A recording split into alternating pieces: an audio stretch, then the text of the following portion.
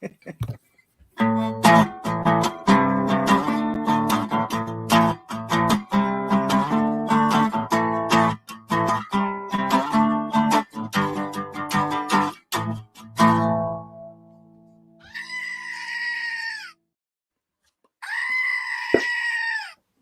we got double Oz. Can never Stu have is in enough. the house. Stu is in the house. Welcome everybody back to the Dollar Box chat night with my man Charlie and Stu the monkey, right? He's a monkey. You know what he is? I forget. Stu the monkey, he says. Stu the monkey. Well, yo, YouTube. Thanks for joining us again at the live. Appreciate you being here with us. Hopefully we'll have some good discussions like normal. And for those of you watching after this post, after the live, hopefully you can join us next time at the live, 8 o'clock Central Standard Time, every Wednesday. We don't get a week off. There's no vacation in our stream. There's no I in vacation. Right? We haven't scheduled a single one off. I know I missed one due to illness. Yep. But we haven't scheduled I ran it. Yep. There's no sleep for the weary. And hopefully that'll be the case. Like if I can't do it for some reason, you can do it, or we could have somebody, fill in as a temp or something. I was trying to do this on my channel here. Here's my videos. You get that new fancy internet, so you can do all kinds of things now. Yeah, actually, it's funny you mentioned that because that was actually how I was going to introduce it. Well, welcome to the new fiber optic edition of the Dollar Box Live. I did get everything hooked up on Monday. It went swimmingly, no issues, and I was able to go and cancel my previous service. So it looks like we're good to go. And it seems to be streaming just fine tonight. So far, so good. And it's kind of ironic because we had a big snowstorm yesterday, right? Or what should have been a pretty big snowstorm anyway.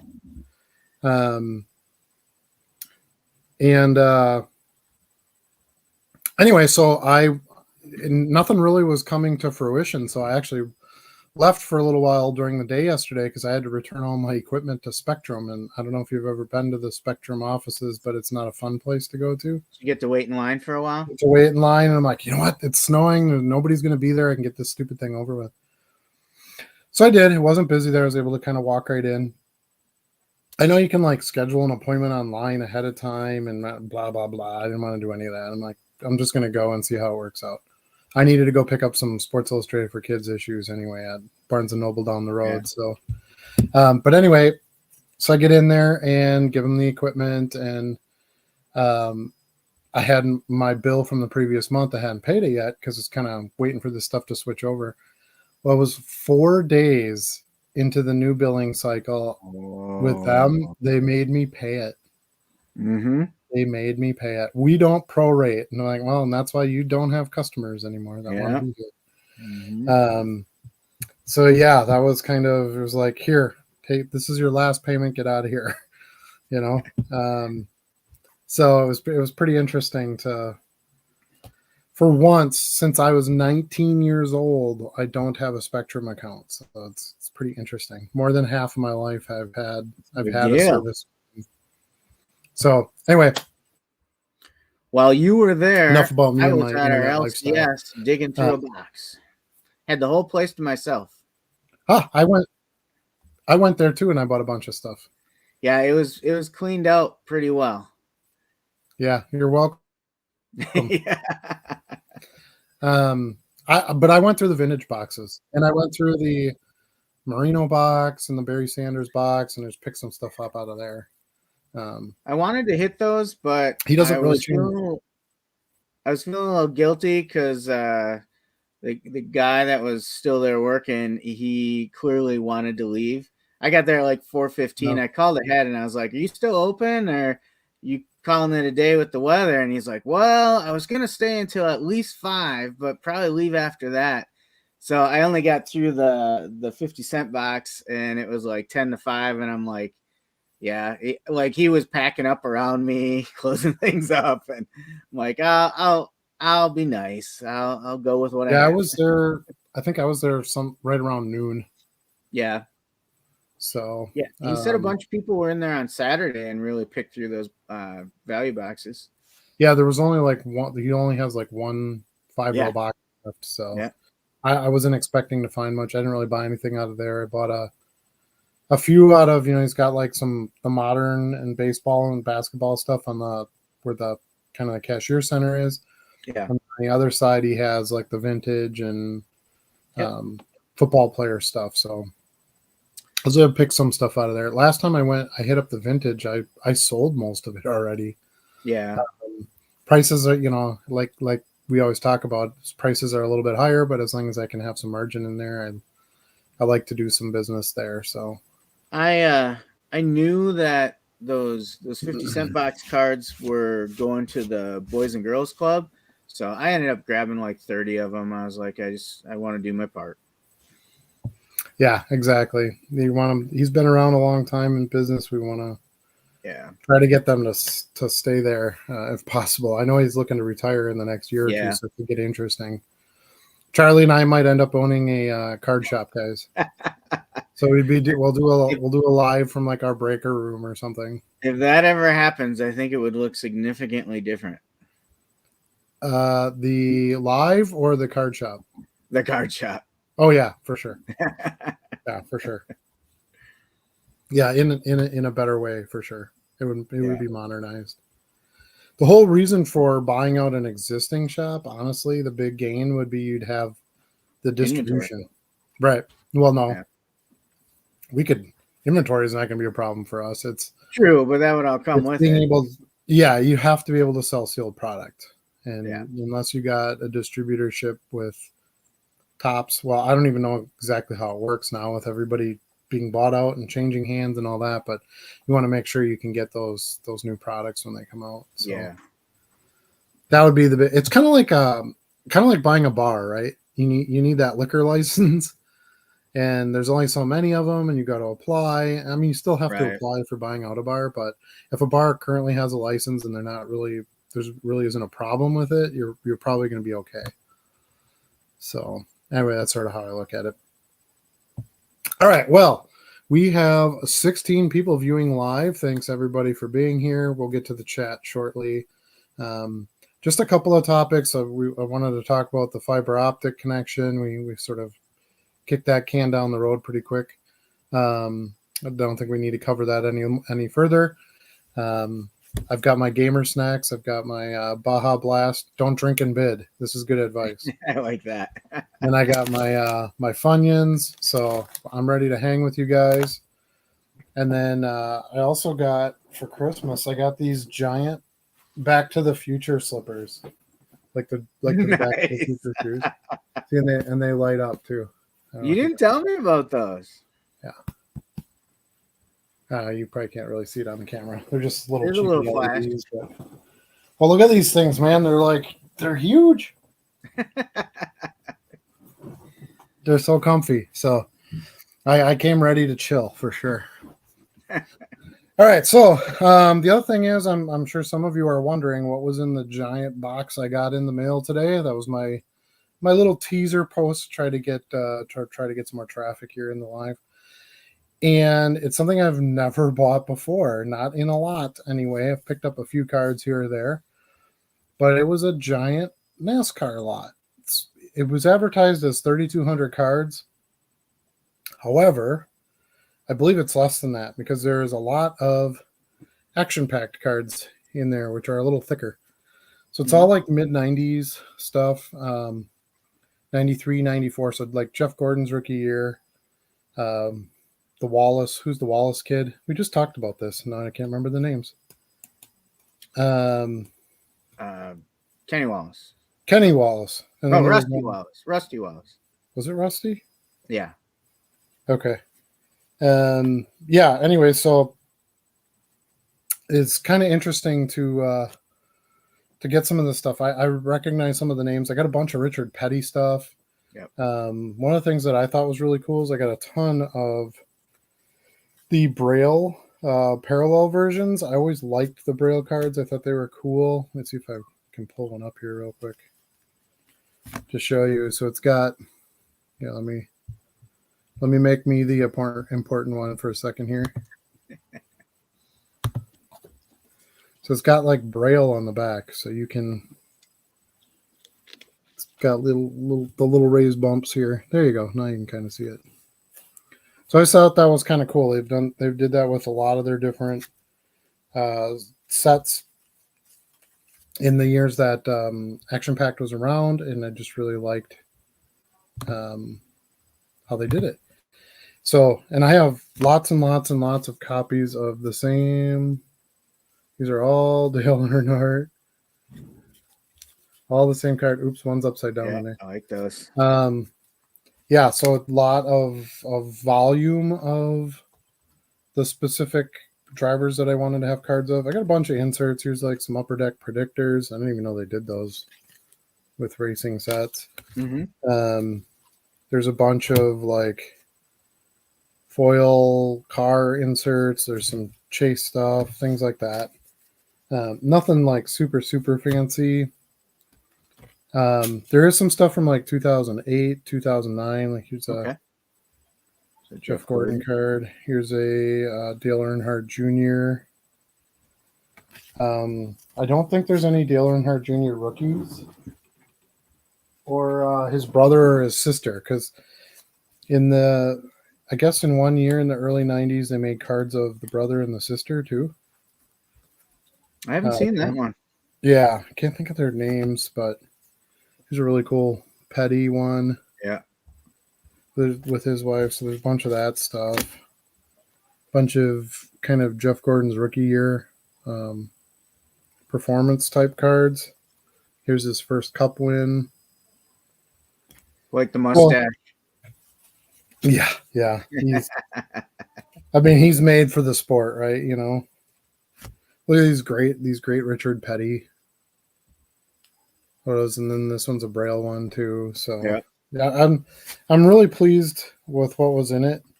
There's some legendary ones, like, and then there is some more modern stuff. Like this is a Danica Patrick from 2008. I'm guessing that's pretty early for her. You know, I don't know what like her rookie year is, but everything in pretty good condition too. Yeah, everything's in great shape, and it came in a 4-row box. So nice. Some Dale Jr. They had all these high octane like foil truck and car inserts. This one's kind of cool. This is the 3 rookies from that year, 93. Okay. So it's Kenny Wallace, Bobby Labonte, and Jeff Gordon. If those names mean anything to anybody. But one of the things that was really cool is there's a bunch of these high gear cards. I'm going to go back to my. Those are wheels, right? Max, I think. Yeah, wheels. You're right, wheels. Yeah. But one of the things that's really cool about these, I'm going to take this one out of the sleeve so you can see it a little better. See how it says first day down here? Yep. Silver foil. Every single card in this box is a first day issue card. Oh, really? Which they do sell for a little bit more. This is obviously Dale Earnhardt, so what are the better names that way? But then on top of that, there is a like limited gold version of each of those. I'm trying to see where I have here's some gold ones, and there's a bunch of those in here. So like here's Mike Collier. I don't even know who he is. I saw one of these sold recently on eBay. I'm like, I don't even know that name. Yeah, I don't know. You can see how it's gold up here, and then it says, so the foil up here is gold, and then it says gold underneath it. Clearly, he's a pilot too. And then and then all the foil at the bottom here is gold as well. So, and I have a whole bunch of those. Some of the racing legend inserts. This is Benny Parsons. Okay. So those are numbered as an insert. I did get a what's the really good one that I got? I got a really good legend insert too. Any awesome Bill from Dawsonville? No Bill from Dawsonville. Let me see. So interesting. I I was listing some NASCAR the other day too, and Oh, Wheels is also. here's the other Legends insert. Richard Petty. There you That's go. got to be a pretty decent one. So, and these were like one per box or something, I guess. So, I don't know. I'm sorry. Go ahead. No, I was just saying that the Wheels brand presents itself like its own entity, but it's also Press Pass. Yes, it's Press Pass. Correct. Yeah. Yeah, and I got some cards from Max. There's a ton of Dale Earnhardt. There's probably 200 Dale Earnhardt cards alone. Nice. There's one which says like first team up at the top here. I don't know. I'm not exactly sure what first team is supposed to mean. Yeah, I So, don't know. like I said, I'll have to do some research on some. Here's some really early Max. This is like 1989 or 1990. Yeah, so I'm intrigued. It'll be fun to see what's all in here. And you know, every racer you can think of in that time period is in here. You know, there it's not like it was cherry picked or anything. Here's like a complete insert set of these Press Pass. What are these called? Chase for the Cup or Chase Cup or something like that. So there's Mark Martin. You got Tony Stewart. Is Tony Stewart good? He was. I believe he's in the booth now. Because there's something really weird about these 2009 Press Pass cards. They all have red foil on them, which I don't know if that's like just the normal foil. But all the Tony Stewart cards, and I set one aside, but now, of course, I don't remember where I put it. But all the Tony Stewart cards have like a red facsimile signature of him. Okay. But he's the only driver that it has that. So I don't know if anybody knows anything about that. I would be interested to find out why. I really like this Jeff Gordon. Yep. Pinnacle parallel. Here's an early pro set. Dale Earnhardt. Like I said, I got a ton of these gold ones. These, you know, it's probably 20, 30 gold in there. Yeah, it's gonna be fun. It'll be fun to go through and try to figure out what the heck I have. Here's another like not real card with Dale Earnhardt. It doesn't have any licensing or anything on the back, so I can't sell that. Jeff Gordon. Trying to find the one facsimile signature one that I pulled out, but I don't know where it is. But anyway, yeah, all the cards for him have a signature on them. So I don't know, it's really weird. I don't know why that would be. But yeah, not something I've ever gotten before. This Jeff Gordon one is pretty cool. It's like right at the helmet there. Bunch of these milestone moment inserts I got from the NASCAR Hall of Fame card set. So those are kind of cool. There's a Gordon Rookie of the Year. Here's some more of those predictors. You got Gordon, Petty, Wallace? No, Labonte. Alan Kulwicki. Do you know who that is? I do remember that name. Yeah. Okay. So there's a Kulwicki insert set, and this is card number 5. And I've seen them sell on eBay, so there's demand for them, but no idea who he is. There's kind of a couple little random ones here. Here's a Darrell Waltrip McDonald's card. I've got a few of those McDonald's cards. Which, you know, the weirder the better, right? I mean, that's kind of how I play the game anyway. So the one I have that sticks out is Bill Dawson and Jackie Joyner Kersey together on a McDonald's. Yes. That sounds awesome. So here's what I was talking about. Here, see that Tony Stewart signature on there? Yeah. And it's only the 2 Tony Stewart cards. So I don't know. I got a bunch of the cards of the cars. So like this is Jeff Gordon's car. Yeah. You'll find Trading Card Database has a pretty good set of info on those sets from the 90s. Do they? Okay. Yeah. I just want to know how to sell them. I'm not keeping a single one of these, but I figured whatever I can't move, it would be good to throw in my 10-cent box because I do have people ask for NASCAR cards Yeah. at the show, and I never have any. So I wouldn't mind having a row or two of that. Sure. So these are kind of fun. These Dale Earnhardt Country Ham cards, and these are licensed, so these I can sell. So I don't know what this is. It just says they say Country Ham on them, and there's a whole set of different cards. But Dale Earnhardt's stuff is easy money. So the guy had he had a $20 price tag on it. Yeah. These 5 cards, so I don't think I would get $20, but I paid $50 for the entire lot. So I thought that was pretty solid. And action pack stuff has been underrated for a long time, and the football sales have really picked up for me in the last probably year or so. Demand for action pack stuff, so I'm hoping that that helps with the racing as well.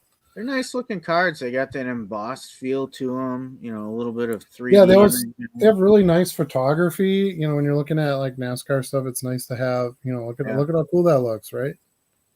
The hose, coming out the back, and yep. This one says pole winner on the top. It has race winner on some, like if they won one of the big races. But then I got to show you this thing. It's super weird and it's kind of cool, but I don't know what it is. I'm going to go back to my screen here for a second. So I got this one 3D glass card. Have you ever seen one of these? Not Look at this NASCAR. Thing. I mean, I have some basketball glass cards, but not a 3D one. Isn't this crazy? So this is Elliot, some Elliot guy. I don't know who he is. But this is by Max, and it's a legit card. It's got the. He's like a legend. Like he won like 5 years straight. Yeah. So I'm like, oh, there's got to be somebody's got to want this. It's pretty cool. Like you can tell I can tell it's totally legit because it's like, it's not like a sticker on there or anything. Like that's who I was talking about before. They called him Awesome Bill from Dawsonville. Oh, is that who this is? He was so dominant that teams were like looking at the rules and trying to find some advantage he was getting and stuff. Well, I totally lied then because I told you I didn't have one, but I did. Yeah. So yeah, so I think that's fun. I think that gives me a decent variety of stuff. I think the best years of NASCAR were in the 90s. It was when it was most popular. You had Earnhardt, you had Gordon, you had all those guys that I remember seeing people walking around with the jackets on, and so I thought that would be my best place to take a shot. And there were better card products in the 90s, so that's why I jumped on this lot. And there's a ton of other stuff obviously in here. I showed you just a sample of what is there, but I can show you a couple of the screw down cards. There's a couple top loaded cards. Again, it's this unlicensed stuff though. So this is another Dale Earnhardt, I think, or Henrik, or no, this is Jeff Gordon. This one is a real card. This is from Pinnacle. You can see the little Pinnacle logo down there. Yeah. 95 champion. I don't know. He's got a 75 sticker on there, so I'm assuming he doesn't mean $75. This one was kind of funny because it says, so this is another one of those Young Guns one. This is the more rare one where they're not like in their racing suits. They're just I remember that card. I like that one. You remember this card? Yep. Yeah, it's funny. He's got this little sticker on here. It says, look close. It's Jeff Gordon. Yeah. So obviously it's coming out of the screw down. I'm not going to do that, but leave it at that. And then there's this Jeff Gordon unlicensed one here. This one's kind of cool. This race winners insert. Another action packed card.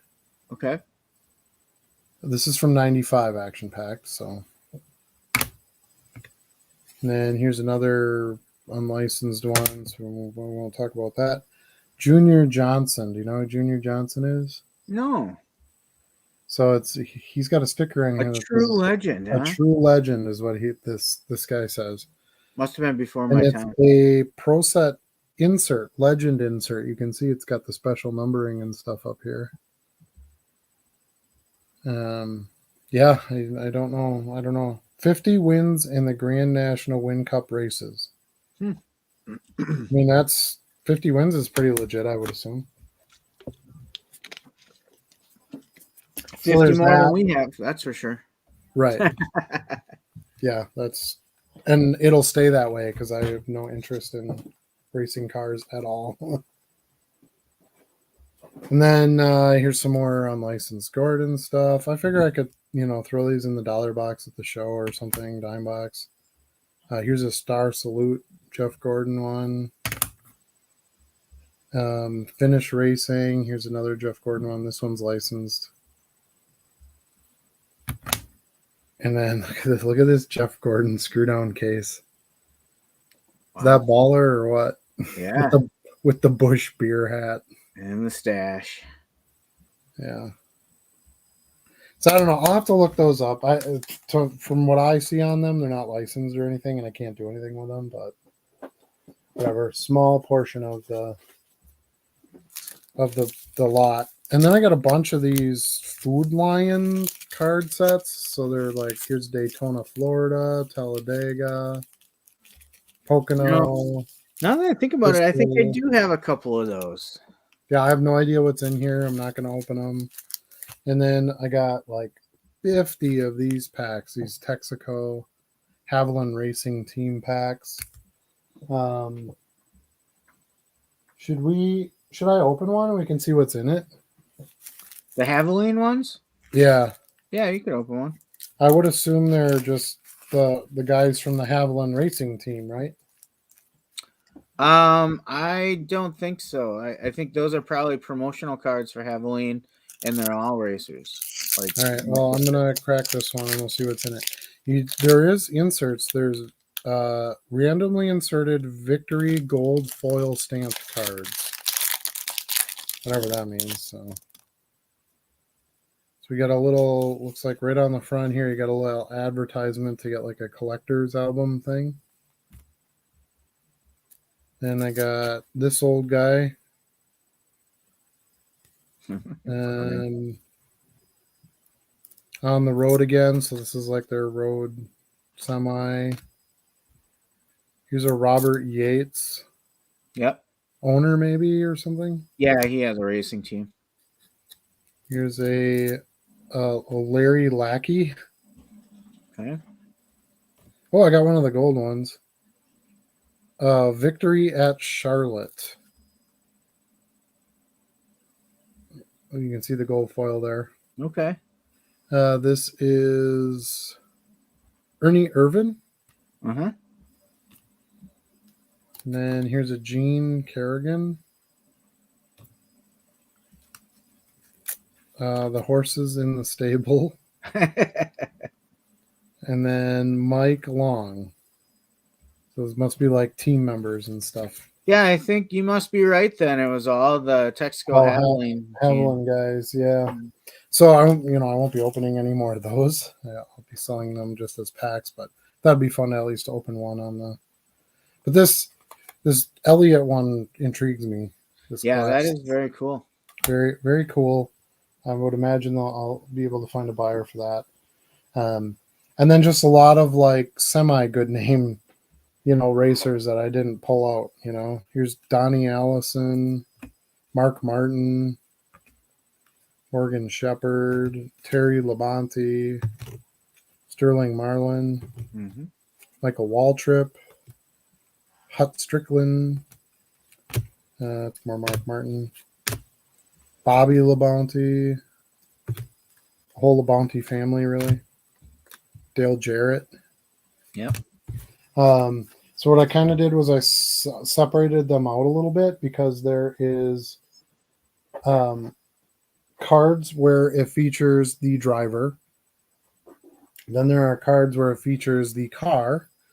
And then there's cards where it features like racing families. So you have like the Wallaces together. You have the Earnhardts together. You have the, all those racing families, Petty's together. And then this would be the rookies, I would assume. So like this it says Young Guns up here. Okay. And then this is the Kenny Wallace. Yep, exactly. So like the Jeff Gordons look like that.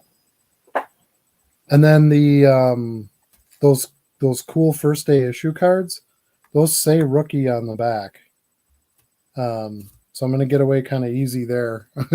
I know which ones are rookie drivers based on the way the back of the card looks. I thought the first one you showed us on the first day ones was Dale Earnhardt, though. Like senior. It is. Yeah, it is. Oh, he wouldn't have been a rookie. Oh no, there's this one here. No, there's plenty of the normal drivers, but the ones. Okay. All right. Let's see if I can find one here. But the rookies on the back, it says. So down here where it's got like information, it says rookie driver, rookie something or other. So that's what I meant by rookie, because it was like kind of a dead giveaway when it says it right on the card.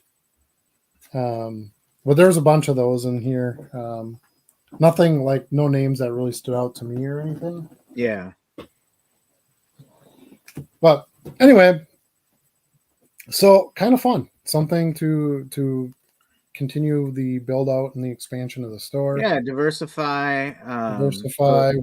We had talked about picking up some racing cards, you and I, recently. Yeah, NASCAR. I mean, I don't sell a ton of NASCAR, but they steadily, just pick away at them.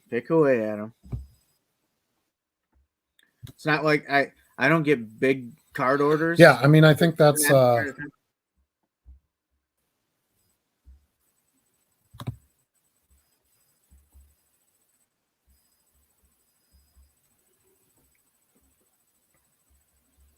yeah, I've sold a few here or there, but I would only ever really buy the specific names I knew, the Jeff Gordons, the Dale Earnhardts, I stuck to that.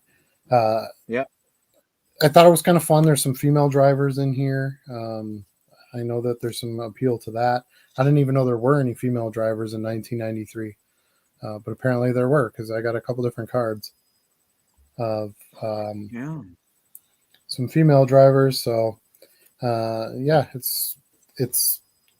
be fun, and it'll cause me or force me essentially to learn, because I got the stuff. I need to sell them, so now I'm gonna have to spend my time on it. So, all right, should we get to the chat? That's my. We should. It's been pretty active. All right. I don't want to get too far behind, and I feel like we're close to that point. Okay, so we got Joe in here. Joe was the first one to speak. Charlie took Stu for a walk, and Adam is trimming his beard. They'll be on very soon. Yes, we never start on time. That is just the reality of it's our thing of life. I was playing Mario Kart 8 on the Switch before I came up here. I got Luna a Switch for Christmas, so we were breaking that in a little bit. Sporto20 MI joined us. Thanks for being here. Oh, so I'm on time for once. Tom has joined us. We want Stu. Let's give the people what they want. What's up? Hey, there's a really good like Rewind the 90s program on like Hulu or something, I think, right now. Yeah. They did a whole thing on that. What's up? And I've seen that. People got so annoying, love it. I think it's it came from it's like a CNN production, because they did one on the 80s and one on the 90s. That could be. I don't ever watch anything on actual TV, so but I'm pretty sure it was Hulu that I found it on. But anyway, check that out if you're a 90s kid. Look it up. That's a pretty decent program.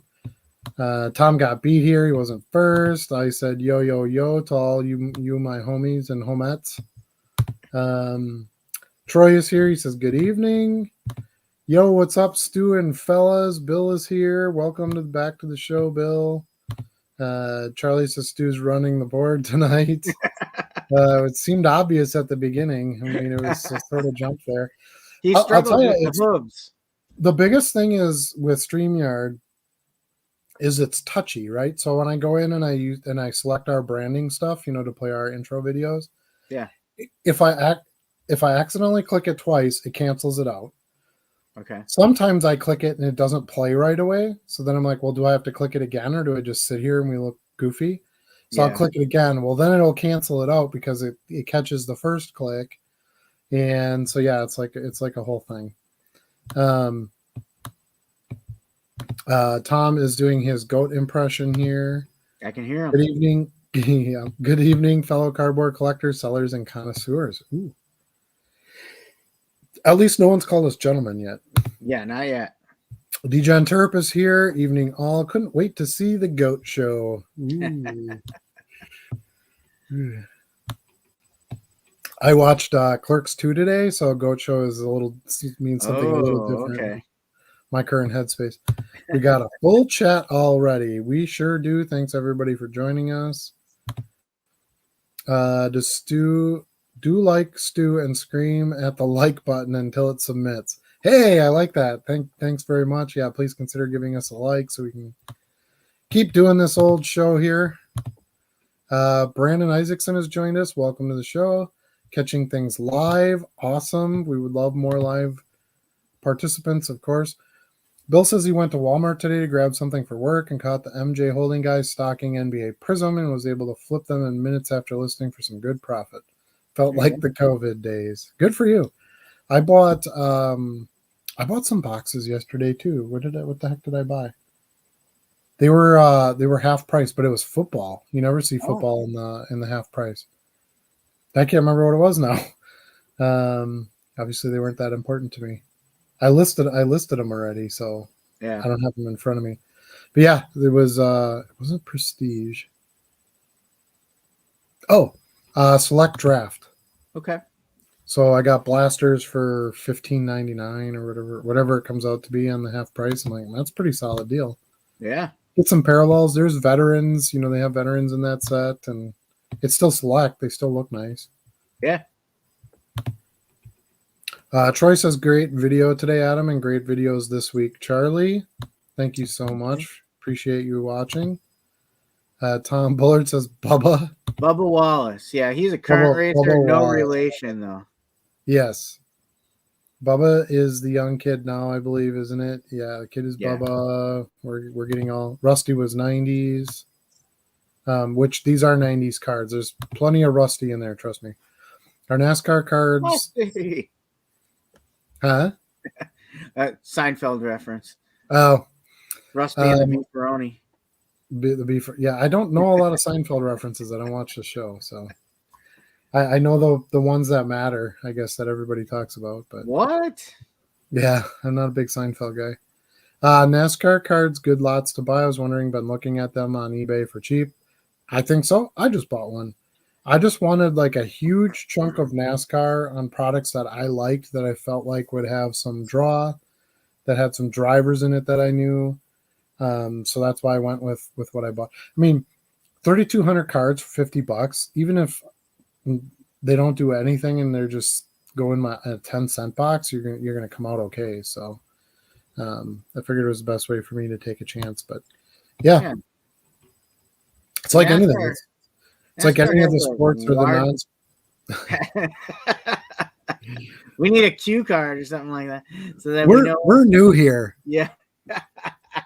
Yes. I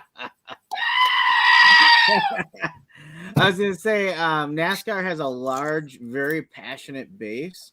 Mm-hmm. So there will always be some buyers out there.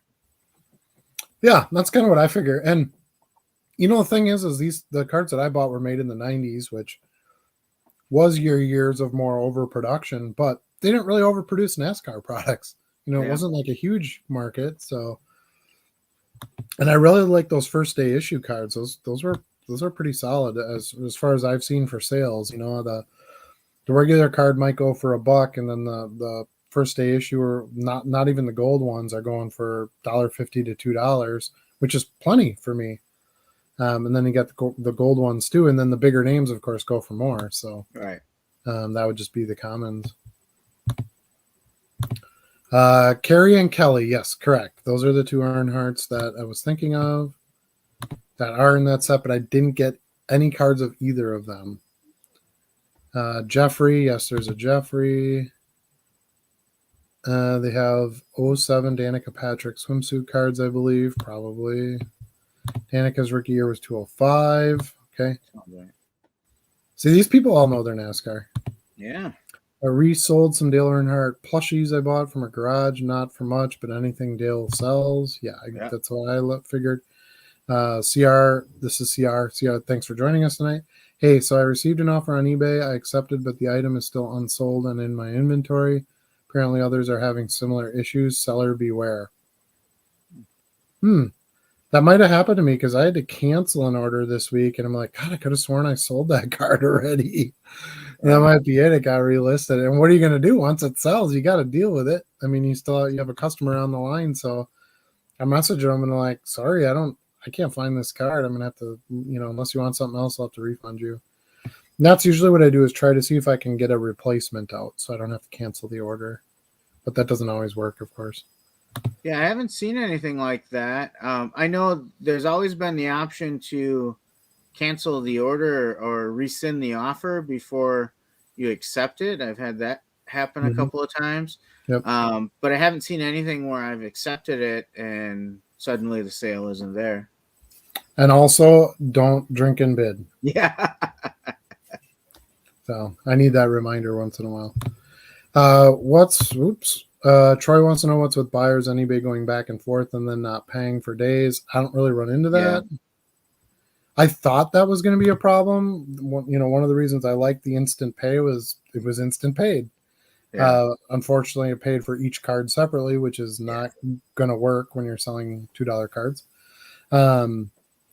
But yeah, I don't really have that problem. Usually I'll have maybe one. I mean, I'll have 200 orders in a day, and I'll have maybe one or two that kind of don't pay right away, and it sits for a day or two, and I have to send a reminder, but I don't get a lot of it.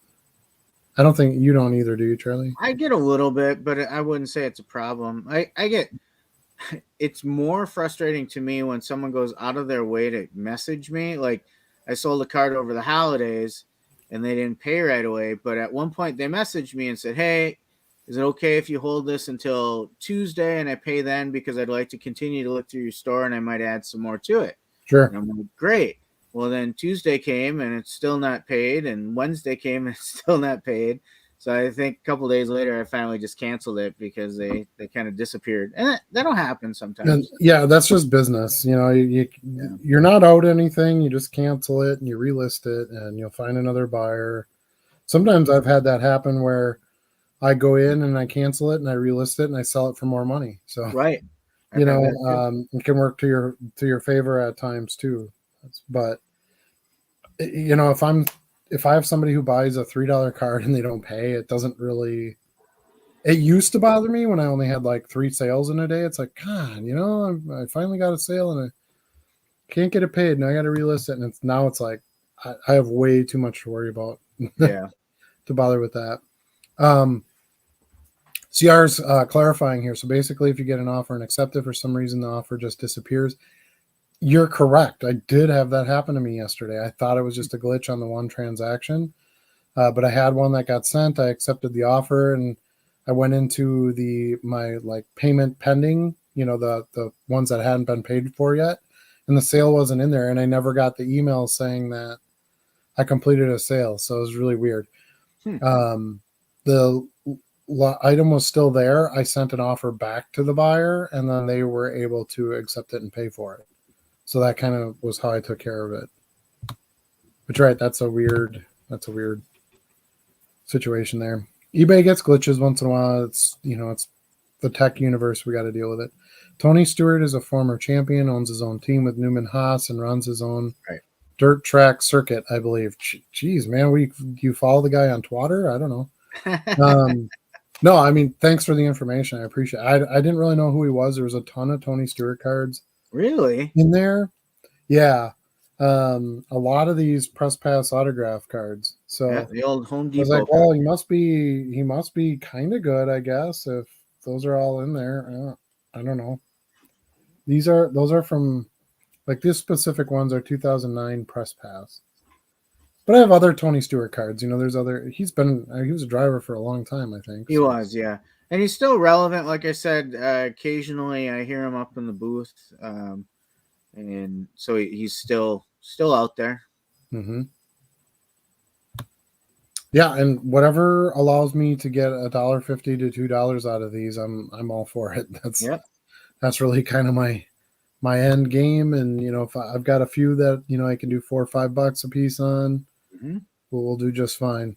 The other thing I like was a lot of it is bulk, and you guys know how I love my listing 20 cards, and then I'll let one probably go a little cheaper, and then boom, that algorithm is lit with a sale, and I'll just get dealing hard orders all over the place. It's lit. It's lit. We're getting lit in this place.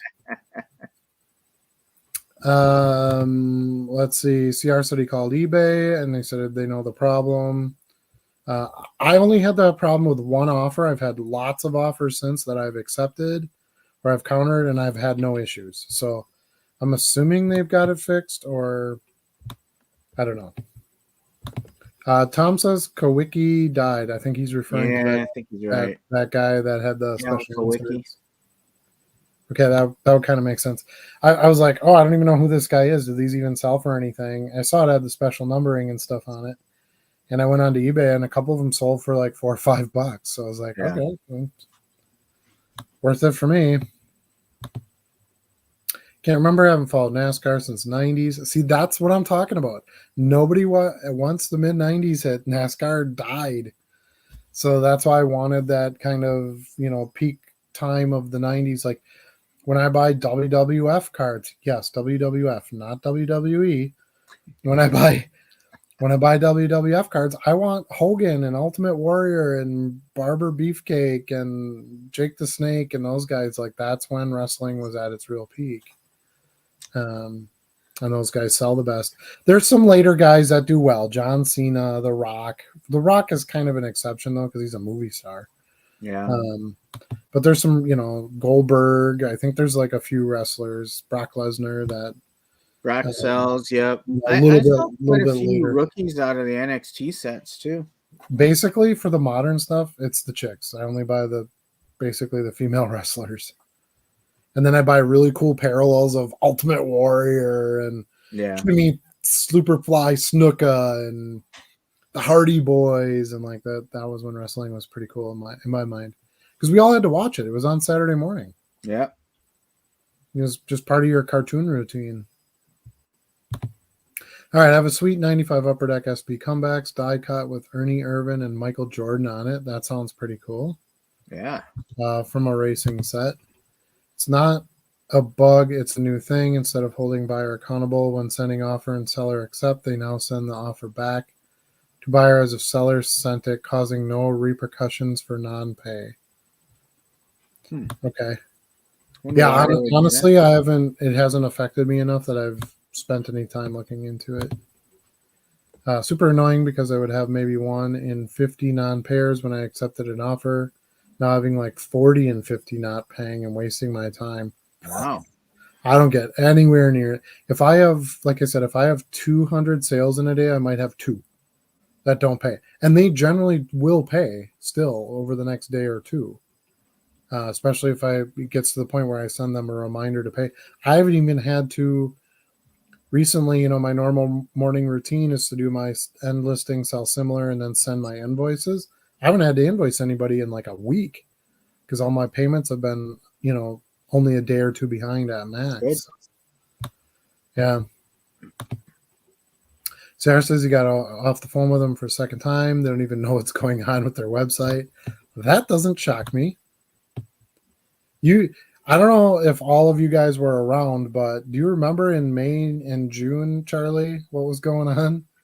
When it was down for updates all the time? Yeah, and you couldn't sell anything for like 3 days. Like, luckily I wasn't even full-time at the time, but I was like, I might not want to do this full-time if I can't sell anything. But it was crazy. I'd have like 20 offers overnight, kind of like consistently how it is now. I'd have all those offers, boom, I'd reply to them all, and then I wouldn't have any for like 6 hours. Yeah. And then at like 2 in the afternoon, I'd get some offers again. And I was like, what is going on? So buyers can send out 1,000 offers fishing for lowest offers and bottoms and never having to pay a single one. Yeah, see the type of stuff you sell, I could see that being more of a problem. So That's true. His are higher price stuff, nicer cars. yeah. He's super annoyed. Yes, I actually find that annoying too. It doesn't apply to what I do or what Charlie does so much, but I get where you're coming from. I feel for you. CR said he was accepting offers a week ago, no problem. All right, let's skip past some of that. I spent yeah, eBay customer service it's a thing. They can be difficult to deal with. They're so big. Hey, you guys need to invest in Purdy field level rookies. Can only be pulled from hobby. Only 2 PSA 10s on eBay, 1 PSA 9, and 2 raw copies. Low pop, high demand. You're talking Furby. You're talking Purdy. You're talking my language. Yeah, I'm all into the Purdy. Because he wasn't in a lot of sets as a rookie. I tried to tell people that matters when there isn't a lot of pop. Even those Chronicles cards, man, I'm getting $15 a pop for those. Really? And you get tons of them because it's basically an all rookie product release. I just click the suggested promotion percentage now. Every time I try to go under, my cards wouldn't move. Oh, right. I just do dynamic, so I can't help you with that one either. I don't really mess with it. Just eBay help me sell my card and I'll pay you your cut. That's just kind of how it rolls. When you get enough volume, it really doesn't matter that much. Let's see. Tom says he doesn't blame CR. He's had good sales doubling prior month, but when lose money in order to promote at their suggested surprise, always 13% and never under. So it's good, but bad. I have a lot of them that sell way under 13%. So yeah, I think it depends maybe on the cards that you're selling. But a lot of my non-sport cards, it's like 8%, 9%. It's really not that bad. And if you're looking at, if I sell a card for $2 and it's 8%, I got to pay them, and that's 16 cents. To me, it doesn't change things enough, especially when I bought the card for like 5 cents. That's the cost of doing business. All Purdies are overprinted in the grand scheme. Of course, they are. But there's also a much bigger market now for cards, too, which is why the 90s cards have really exploded. I sell more 90s Favre cards all day long than anything else. Field level can only be pulled from a hobby box. Hobby box has low chance of pulling, especially Purdy. True, that makes sense.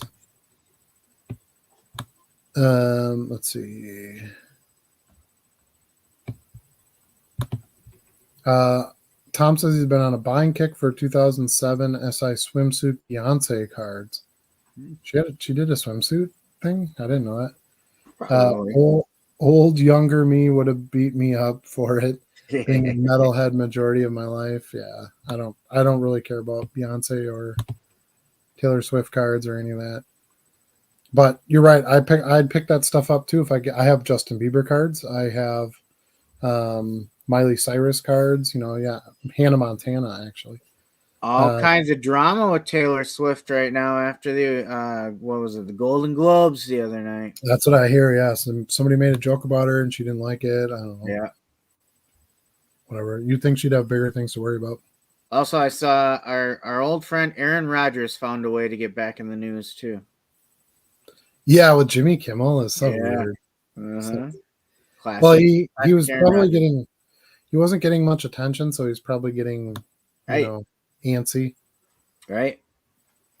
Troy Barton says, I switched last month to dynamic and the sales 4x. He's only doing one sale per day. Yep, correct.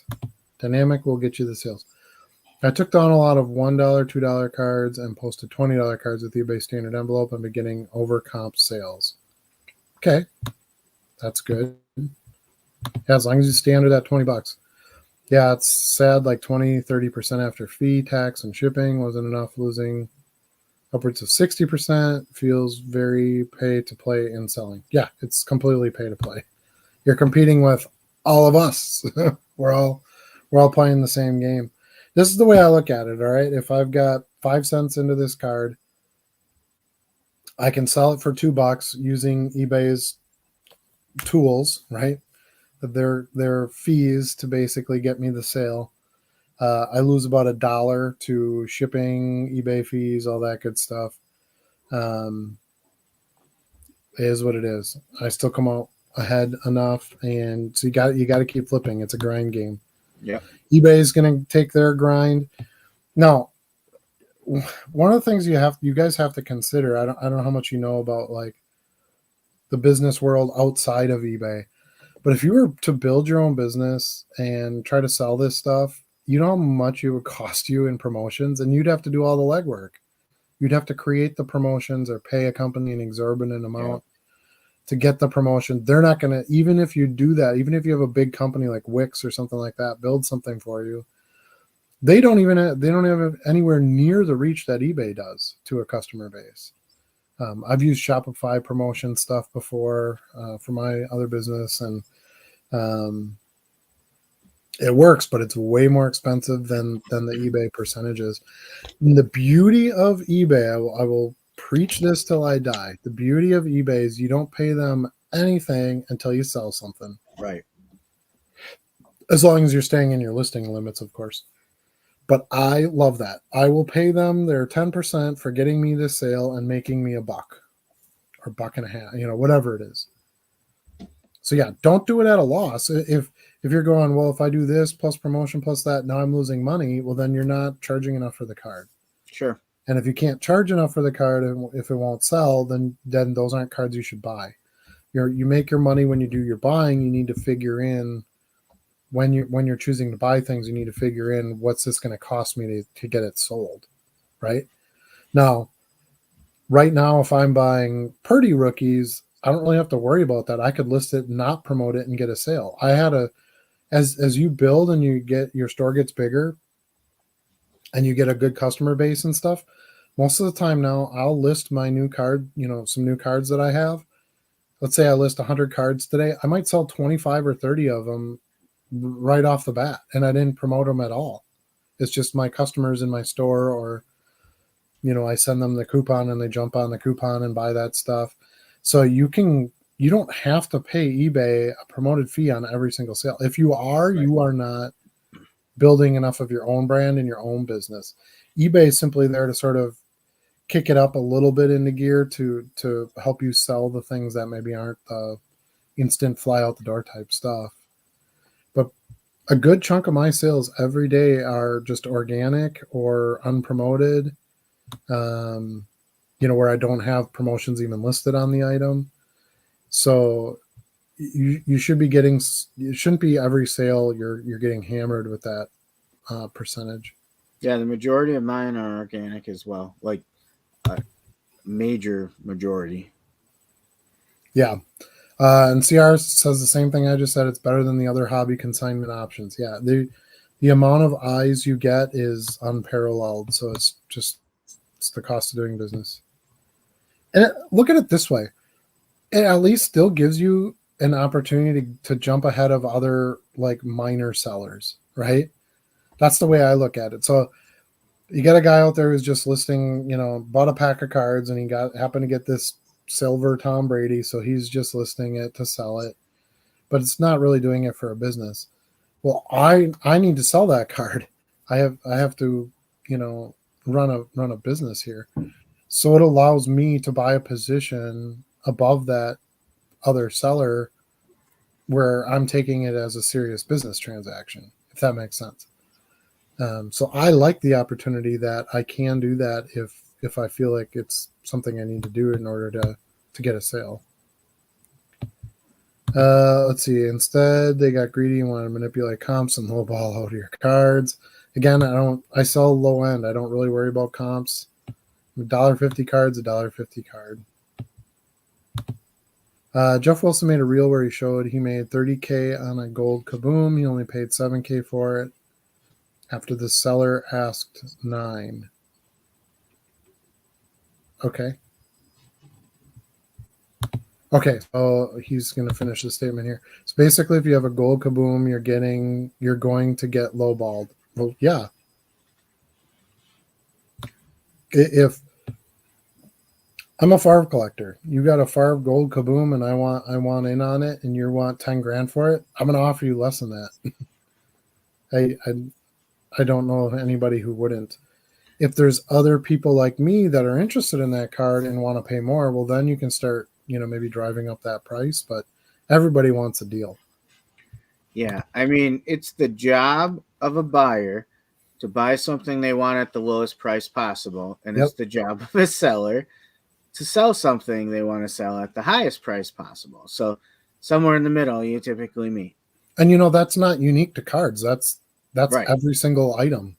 Right. That's negotiable. You can't really go into the store and negotiate the price of a bag of Doritos, but buy a piece of real estate. You might have to pay more than the asking price if it's competitive. You might be able to get a deal on it if it's the property's out of date, or so it's not that simple.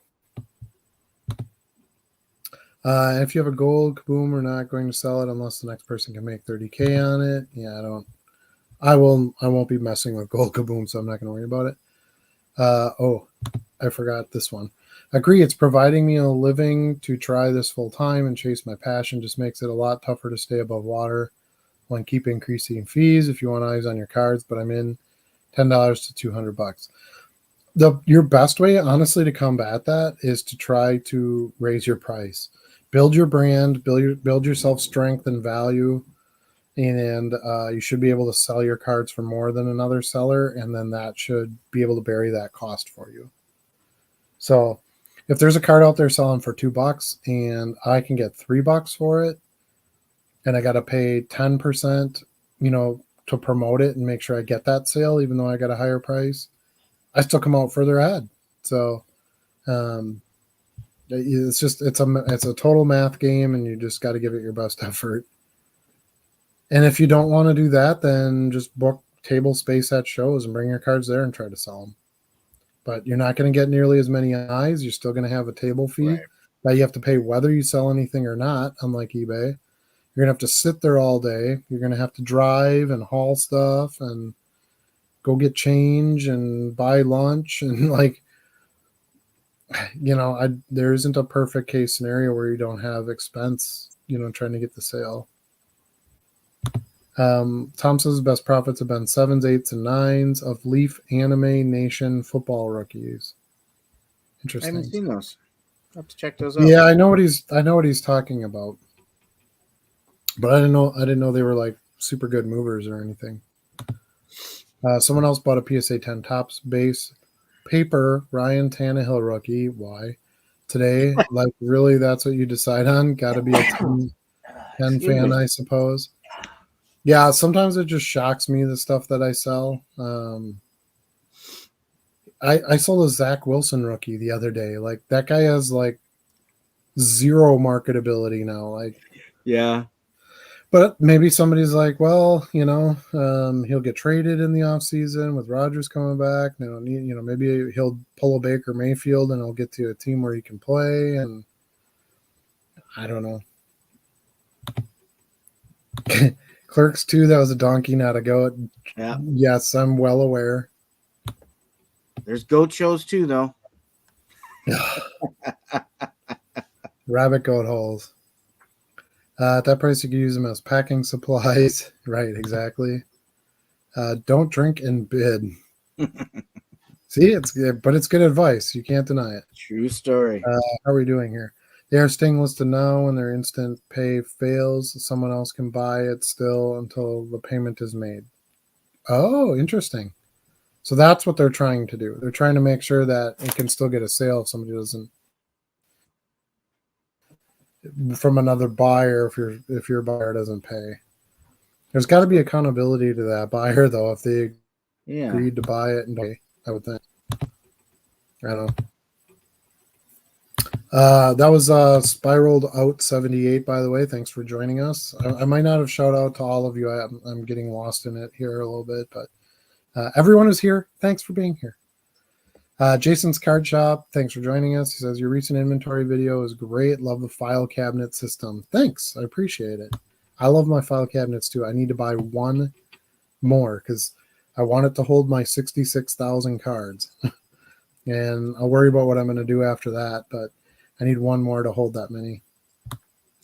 Yeah, it's pretty impressive. I like those file cabinets as well. And they're fireproof. That's Yeah. one of the best parts. And that's where I've had trouble finding them. Like, I've found some nice file cabinets. Finding the fireproof ones for a good price have been the challenge. Well, and with the sliding card sorters, yeah, and it's got the two sides of drawers which fit 2 rows of cards perfectly. I just took cardboard dividers out of monster boxes and I kind of shoved them in there to sort of split the cards up. I won't need to do that going forward because I'll have my bagged cards, but yeah. For right now that the cards were loose, that's how I did it, and it works really well. Drawers slide nice in and out. There's a little label space on the front of the drawers. I don't use that for anything, but you could do that. You know, for some of you guys who are like, well, I take a box and I label the box and then I have labels inside the box.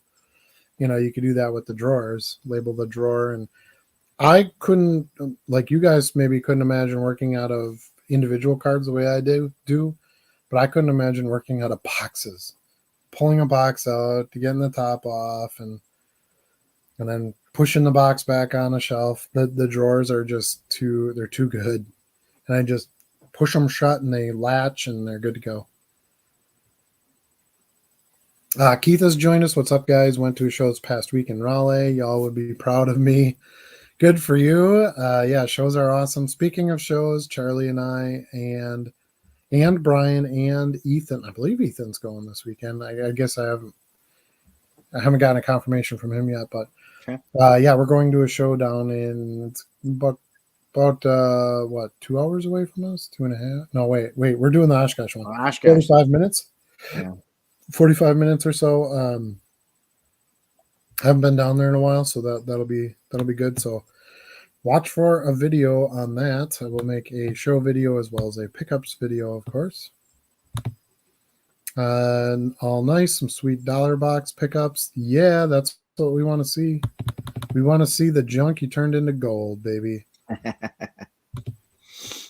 He got a bunch of late 90s, early 2000 Jeters for 40 cents each in a bulk deal. I would buy those. Fairly decent Yankee. I just bought 2 bulk Jeter lots, the greatest Yankee of all time. Got some Mbappe cards out of a quarter box. Yeah, I would take all those. Well done. Awesome grabs. Tom says he's a chat hog on my PC since I can type much faster. Yeah. It's being on the phone because you're on the phone and you just do this, right? You're a special guest today, Tom. Easy to communicate. Yeah. Yeah, our third host is Tom. Biggest piece pickup for the PC was a Hulk Hogan rookie. Oh, nice. I got lucky. I bought some of those well before the WWF cards were doing anything. I saw it coming. And I picked up a Mean Gene Ochre or Okra. Yeah. Is that how you say it? Yeah, Okra. Rookie and a Ultimate Warrior rookie and a Hulk Hogan rookie for like super cheap. Did you know Mean Gene had a like burger joint chain too? Yeah, I did know that. I didn't know that until I happened to live by one, and I was like, all these. It was out in California. I was like, all these years, I never knew he had a burger chain. Sounds like a California thing, right? Yeah. Do you think eBay for business is worth it, or you just have like an LLC or something? Read good things about better service, more promotional opportunities, etc. I have eBay business, so I also have an LLC, so I'm kind of all over the place with that one. So yeah, talk to your accountant. I'm not going to tell you what to do on something like that, right, Charlie? You're right. Understand mine is buyer paid 95 and I make 55 before cost of goods, so I can see how different even prices can change things. Yeah, That's what it's all about. You got to make sure you make that margin and you get that profit. I have a hard time selling a car for $1.50, make like 25 cents at most. That is correct. It's all about the volume game. Yep. At least she didn't go up and slap someone. That was Scott Fiskus, by the way. Thanks for joining us, Scott. At least she didn't go up and slap someone. True. Good point, Joe. Yeah. Kimmel sucks. Aaron was probably right.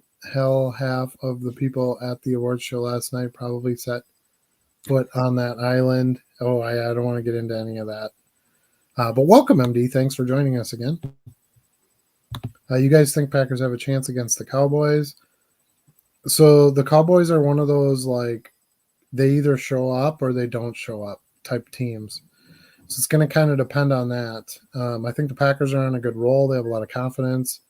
Sometimes having the most youth can be an advantage. They don't know what to be afraid of, I guess. Like, they're the underdog, so they just got to go in and play. But obviously there's disadvantages to that. You know, they don't have the experience, and they might be a little too hyped or too careful, or, you know, who knows. But do they have a chance to win? Sure, of course they do. I would love to say they've got everything it takes to be a spoiler, and I think they will be competitive, but I think it's just too much of a task to ask of them. Especially in Texas. If it was at home playing in the cold, I would think they'd have a little bit better shot. But now, that said, I will be the first guy jumping and screaming if they pull it off. I mean, I'm rooting for them, but boy, it's going to be tough. So here's what I'll tell you, okay? If they don't win, as soon as they get home, I will bring Jordan Love some chicken noodle soup. There you go. So, and a treat for his dog, and they'll be okay. They'll get through it. I had a nice experience at the game last Sunday. Actually, I went to a pregame get together a couple blocks from the stadium with a few former Packers and former linemen, so it was right up my alley. You know, some early 2000s draft pick, like there was a number 1 draft pick there as well. So it was kind of cool to talk with them a little bit about their playing days and, you know, what they think of today's game. But it was a great day, good experience. Even though I was sitting with some Bear fans around me, they were really good to be with. They really appreciated the Lambeau Field experience. They said it's a lot better than Soldier Field. Well, you know, and when you win, it's okay to have the other team's fans there. Yeah. You know, because you get that bit of bragging rights, and, you know, you go home happy and they go home disappointed. But you went to a good one. I mean, other than the temperature, it was pretty solid. Yeah, it was amazing. MD says he's going to set up at the T-Rats show on Sunday. I will not be attending that one myself. I will not either. Of course, they have a chance. The Cowgirls can beat themselves. I wasn't going to put it that way, but I think the Cowboys just have this weird thing about them, other than the mid-90s team when they were dominant with Aikman and Emmett and Irvin and all that. But since then, it's been they've had good teams, and they just, I don't know, they just kind of lose it at some point. Really, there's only one more thing I can say about that game. Here we go. Yeah, here we go. That cadence of Dak Prescott is getting more mileage. My favorite is still the game against Seattle when he says, "Oh, we're going to get the ball and we're going to win, or we're going to score, or whatever." And one play touchdown, and they end up. Yeah, well, he threw an interception. Remember, to Al Harris. Yeah, and Al Harris ran it all the way back. It's like, dude, you look so terrible right now. Al Harris, isn't he like one of the defensive coaches for the Cowboys now? I have no idea. I think he is. I don't follow any of that stuff. So you probably don't even get the "here we go" joke, do you? Well, no, because I know that. I know stuff. I just don't watch all the games. You had it on in the background and heard him say it? Yeah, well, you know, it comes up in other conversations and stuff and highlights and whatever, but I don't follow the twatter, and I don't I don't watch all the live games and stuff like that. Now, The game on Sunday I did watch because I had 9 little girls at my house this past weekend for a birthday party. So I took Sunday night, I sat down in my theater and I watched the football game. We all took naps. We were all beat. Yeah. So we were sleeping for a while and I said, you know what? I actually get the game. It was on Paramount Plus, which I do have. So I said, you know what? I'm going to go down and watch this game. If they win, they're in. So it was kind of fun. All right. Scott's breaking down some math. Do we really want to do math? I guess we'll math do is hard. Basically about 20 to 23% when I sell a card. Fees plus promotion. So I'm losing 25% when I go out to buy. Correct. So how do you combat that? How do you combat that, Charlie? What would be your idea of how to bake that in? You price higher. On the buy side. Oh, on the buy side? Mm-hmm. Well, I try to get the bulk buy so I can get a better per card price. Yeah.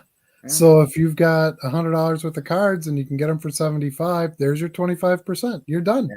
You have no fees, when you go to sell. You just paid the value box price essentially. So yeah, you have to find other ways to sort of put that in somewhere, add. If I have a card that sells normally on eBay for $2, I ask $3 for it. So I've got, 30% or so added on top of whatever somebody else is selling it for. Gives me some leeway to accept less if I want, if the customer is going to make a bulk buy, can, offer discounts, things like that. So it gives me some room there. But ultimately, if they're just going to buy the one single card, I get all my fees paid on that part of it. Some people do it some sellers like to do that with shipping, right? So they'll charge, $1 shipping for a card where it's, really only 63 cents for the stamp, but that other 40 cents helps them with cover the fees and the envelope and all that kind of stuff. So don't get me started though on the $4.99 shipping. Right. Don't buy from those sellers. Ah. Yeah, and again, this isn't unique to what we do. All retailers have to deal with this, right? Let's say you're running a card shop, right? And you're charging $20 for a pack of cards. And the customer comes up and they want to pay you with a credit card. Do you get all $20 then when you sell that box or that pack? No, because you have credit card fees and you've got the bank's going to charge you fees when you need to get cash for your till, and there is no method of business where you're using a third party that it's not going to cost you something to do it. Now, that being said, those are only the sales where it hits that promotion. You should be getting sales where you don't always have to promote. If you're not, then you need to look at something within you to build your brand more, be able to ask more money for cards and still get your sales and be able to get organic deals done. I have a lot of regular buyers. As soon as I list new stuff, whammo, they make a purchase and I don't have to promote nothing. So you gotta try to spend your efforts trying to build that. Pay your promotion fees. You're new. You're gonna have to pay the piper and earn your way in. Then eventually you can drop some of that and you'll be able to keep more of that money.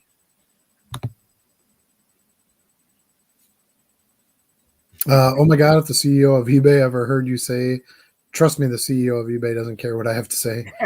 But anyway, if they ever heard you say that their business would be changed forever, imagine if you had to pay a monthly subscription to sell on eBay. Oof. I do pay a monthly subscription to sell on eBay. Yeah, you got to pay a monthly store fee. Which reminds me, I've totally forgot about this, Charlie. I don't know if you did it yet. Have you used your coupon? You mean the quarterly? Yeah.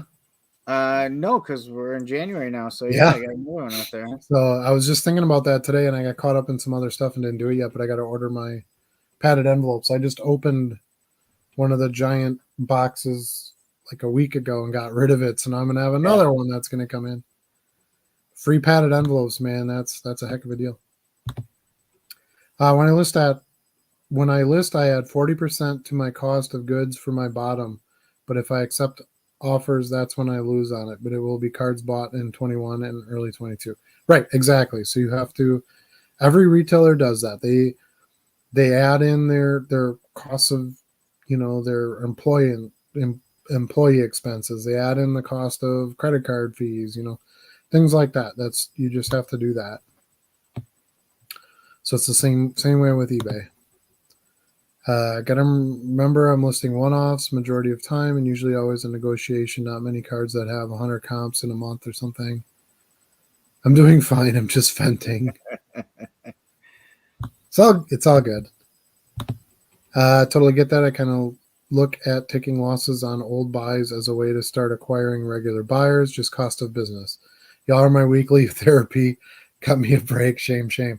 Yeah, he was going to call me out for not crediting you in my video today about the baggy and dating system. Yeah. Yeah, and he's like, and I did, of course. I gave you credit for it. And Yeah. then he's like, oh, yeah, if I would have watched far enough before I commented, I would have realized. It just made me chuckle.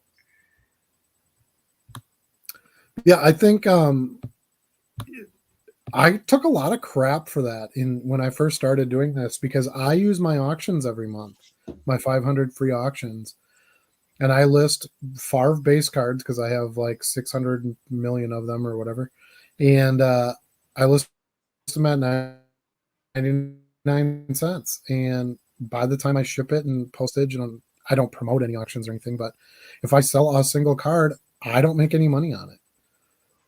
And I would hear from people all the time, well, why would you do that? Why would you do that? And it's more a small marketing expense in my mind. I didn't pay much for those cards. It allows me to move some of that inventory, and it gets me a customer. There are some people that don't go right to a store right away to make a purchase. They'll look at the auctions and try to buy auctions, and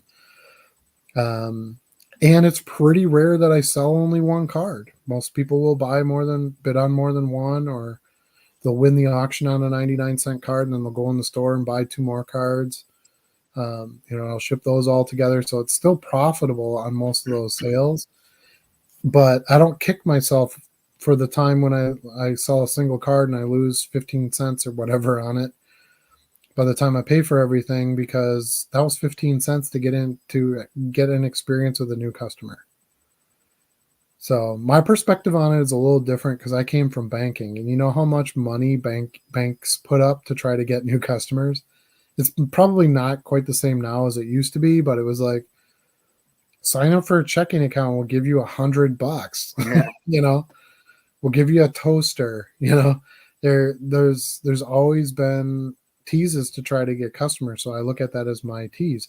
How else am I going to get in front of a new customer, right? The best way to do that is to put something cheap on auction. And then what's really weird is sometimes, like, let's say I would sell this card for $1.50 in my store. So I listed at auction for 99 cents. It might sell for $2 on auction. Yeah. You might actually get a higher dollar sale out of it too, depending on, what the cards are that you're selling. So, yeah, there's costs of doing business. You have to build those in, and you have to stay conscious of them. But you can't, you're not going to profit on every single thing that you do. It just doesn't work that way. And if you are, you're probably not taking enough chances, honestly. Business has risk, and you have to spend money to make money. I mean, it's the old adage, as annoying as it is to hear, it's true. And it's never going to change. Even the people with all the money in the world, the Jeff Bezos, right? He took a good chunk of his money last year and started this like space exploring program or something. So, even he is still looking at, okay, I got to spend now. Bad example, because he makes like $150,000 every 30 seconds or something ridiculous. Right. So he's a little more over the top, but regardless, the point is that he isn't just sitting on that money and, woe is me, I should have more, now I got to buy, I got to reinvest. Yeah, you do. That's kind of how it works. Plenty of reasons people buy cards. Dude had people who know him personally, teachers, fans of the team, college, etc. Who knows, cares why the card sells? Yeah, Buyer for exactly. everything. You know what? Everyone's got a mama, right, Charlie? Yeah. We say that a little jokingly, but a little bit of truth with it each Yeah. time.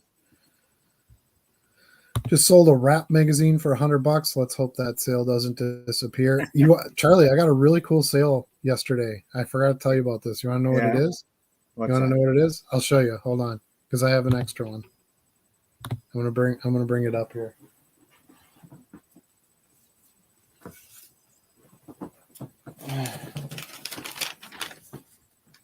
You know what this is? That is the poster from SI for Kids. Yep, $10. Really? Yep. So yeah, you can. I sold some sheet music last month. I sell action figures. Here's a Star Wars action figure. I got it packed up. I didn't drop it off yet, but it's ready to go in the mail. These little McDonald's figures have been really good sellers for me. Okay. These little McNugget guys. So yeah, don't just sit on your cards. Charlie, you were just talking about that yesterday too. Didn't you sell something else? Yeah, I sold a Curious George Welch's That's collectible right. jelly jar. I've got a 4 out of a set of 5 that my wife found and brought them home, and just sold one of those at a nice little profit. Yeah, it's especially when I'm doing this full time. There's no reason I can't sit here and list basically anything and get it ready to go. So I sold some Funko Pops in the last week. Action figures have been really good lately. Some stickers, and then I have the stuff that I sell for my other business too. So, yeah, don't put all the money into the cards. Try to get a few other things out the door. You know what I bought at the shop yesterday, Charlie? What's that? I'm going to show you here. Do you know what these are? No, I don't recognize them. Okay, so these were. Are those lenticular cards? Yep. Okay. He had them $1 a pack. Okay. Now, there's chase cards in these. They're called LDRs, limited digital replays. I was pretty confident that wherever the packs came, well, here you can see the price on it, $1. I was pretty confident that the LDRs wouldn't be there, because what would happen is people would open the boxes and they'd open the packs till they got the LDRs, and then they would just turn in the rest of the packs, right? Okay. Because those were the bigger money.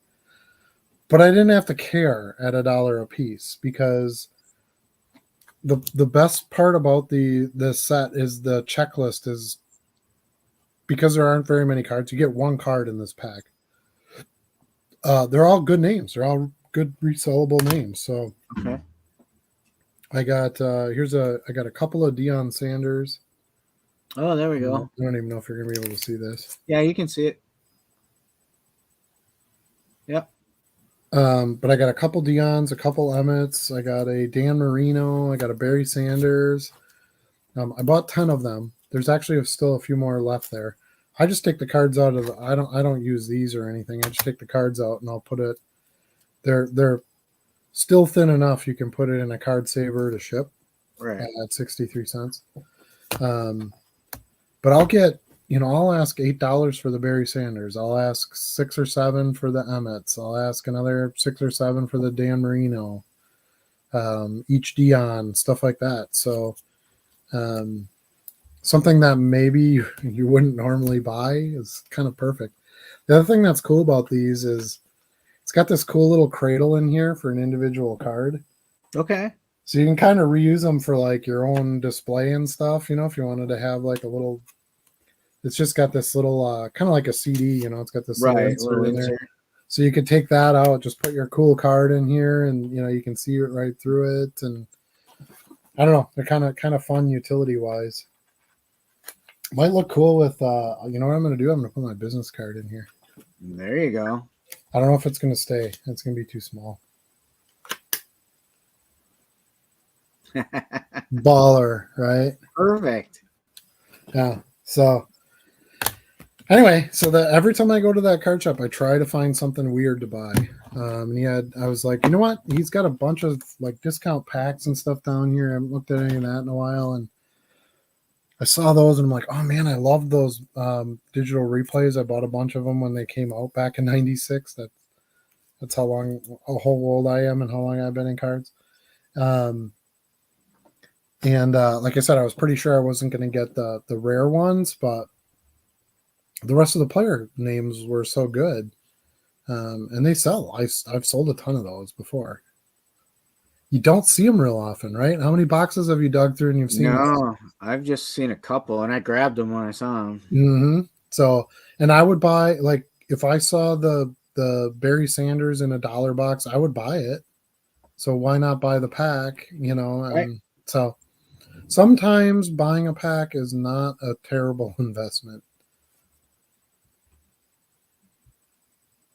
All right, I think we got to skip ahead a little bit. I'm gonna just cut to some chase here. Go right to our most recent chat. I think what is cool is I have twice sold a common card to appears a family member was singing who would buy that. Yes, a family member. I have too. I have a lot of that happens a lot with vintage. I'll get like grandkids of players from like the 50s, right? I want like grandpa's 55 Bowman card, they're doing a display or something, I don't know. Right. But yeah, it'll be like Mike Crawford and the buyer is like Peter Crawford. Well, that's either a really weird coincidence or it's somebody that Crawford's probably a bad example. It's a pretty common name, but Fiskus, right? You don't see a lot of Fiskus. Maybe it's Scott Fiskus buying a John Fiskus card. It's pretty good odds that that's somebody that has some kind of relation.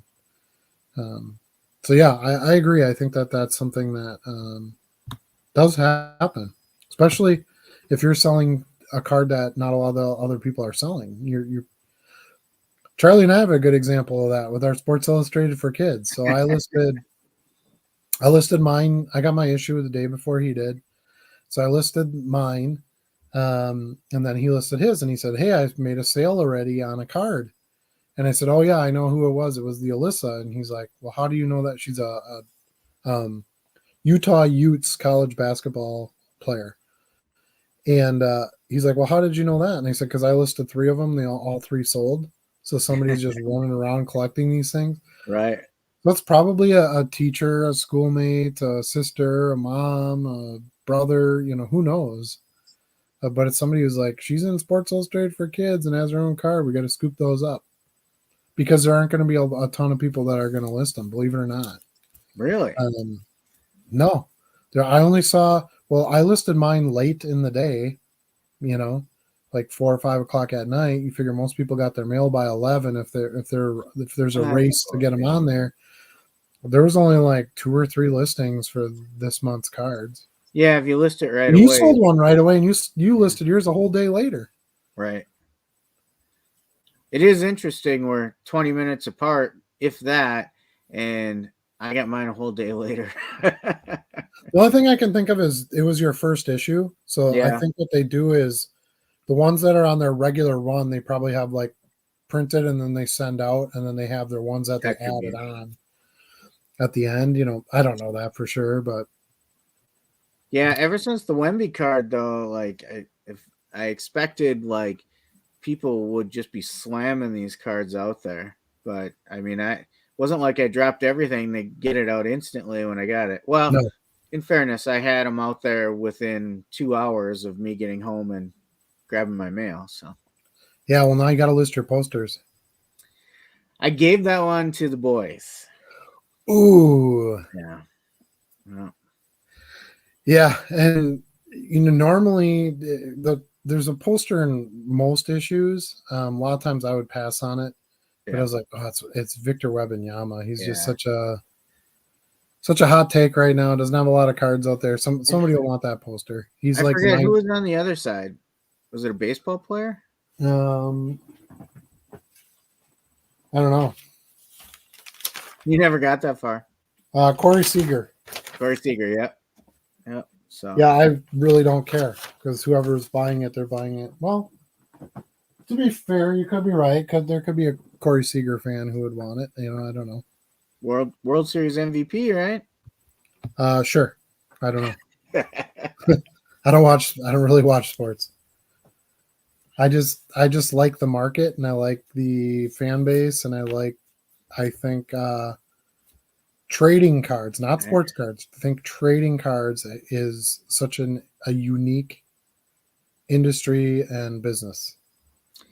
You can sell something for a penny and you can sell something for $12 million. Yeah. I don't know anything else that has that kind of range. That's a good point.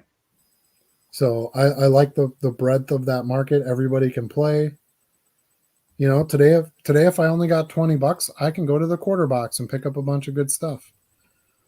If I got a huge influx of money and I want some bigger stuff, I can go spend $1,000 on one card and try to flip it. Right. So it's to your advantage when you're running a business too, because you can really hit on whatever you feel like is gonna get you some gain. That can be affordable. You don't have to go beyond your means in order to play. All right, so we got Tom back in the show here. Has there always been another option for promoting listing where you pay per click and cap it at a dollar amount? See it as an option now, but I don't know if I should try it. I won't be doing that at all. Yeah, I haven't checked that out. No, I don't care how many people click on my stuff. I ain't paying for that. I'll pay for the sale because I can figure in and I know exactly what my cost is going to be. Yeah, we've talked about that. You don't even do that when you run your coupons because you can cap out how much money is saved and then stop. Right. I guess cancel the coupon automatically from being used anymore, and you just leave yours open, right? Yes. Yep. So I'm not going to pay for clicks. That's that's a whole Google game type of thing. And I've done that with other online businesses and stuff. And again, if you don't have the eBay machine behind you, you're going to have to do something on your own to get eyes on your products. But the eBay's promotions is extremely effective. You are, contrary to some arguments, I believe you're getting what you pay for. 10%, that's about what commission is these days. Yeah. Or more. I mean, I think Golden is at like 28% or something on their cards that aren't like their showcase cards or whatever, where they're going after the cards to get the draw. Sure. And that doesn't include shipping and insurance and all the other things if you have to get the cards out to them. So I don't know. I